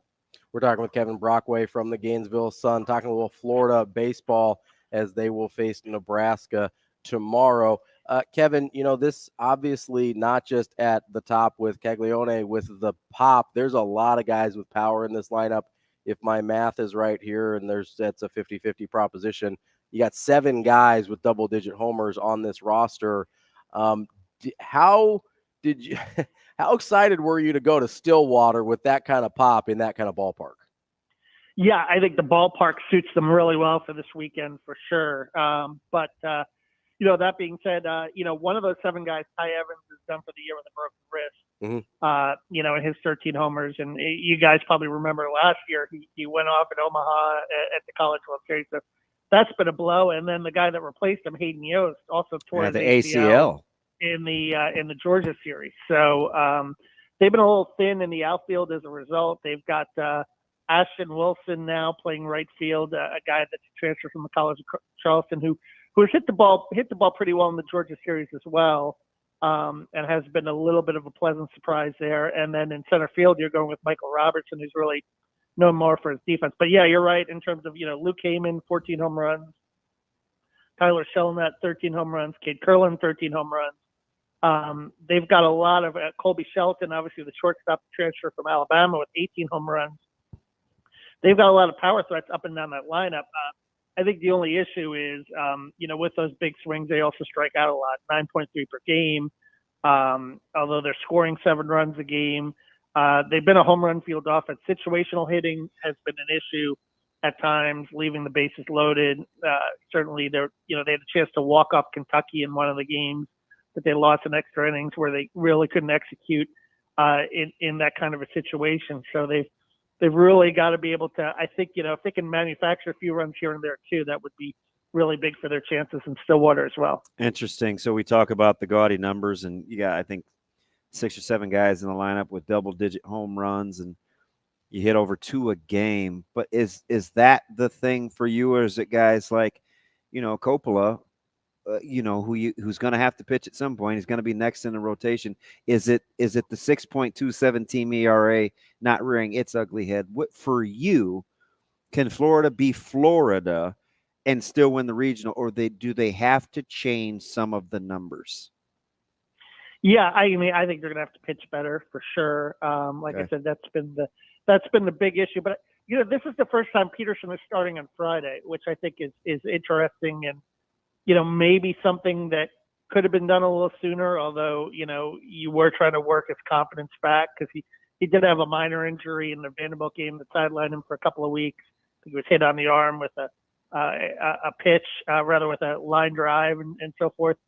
But I think with Peterson, because they had been starting Coppola on Friday, and he just wasn't giving them the length, it affected the entire pitching staff for the weekend. So I think having Peterson at the front end could help in that regard because of the fact that you can get a little more length on the Friday, and it sets up your pitching a little better, for the whole weekend.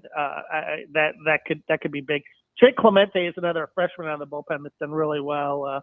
Luke McNeely has been inconsistent, but at times has saved big games for him. But Kevin O'Sullivan says he's got a little bit of a shoulder issue as well. So there are some young power arms that they have that I think are promising for the future as well. But I don't know how much, you rely on them in this kind of a high stakes situation, other than Peterson, who's obviously emerged as the best of the bunch.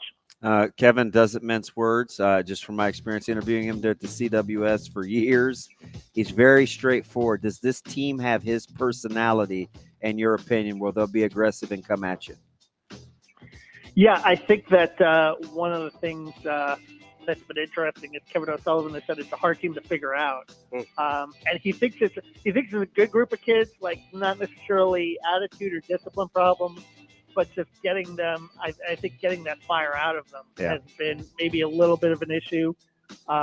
So yeah, we're going to see this weekend, like, what these guys are really made of, because it's almost, it's like a second chance, because you're 28 and 27.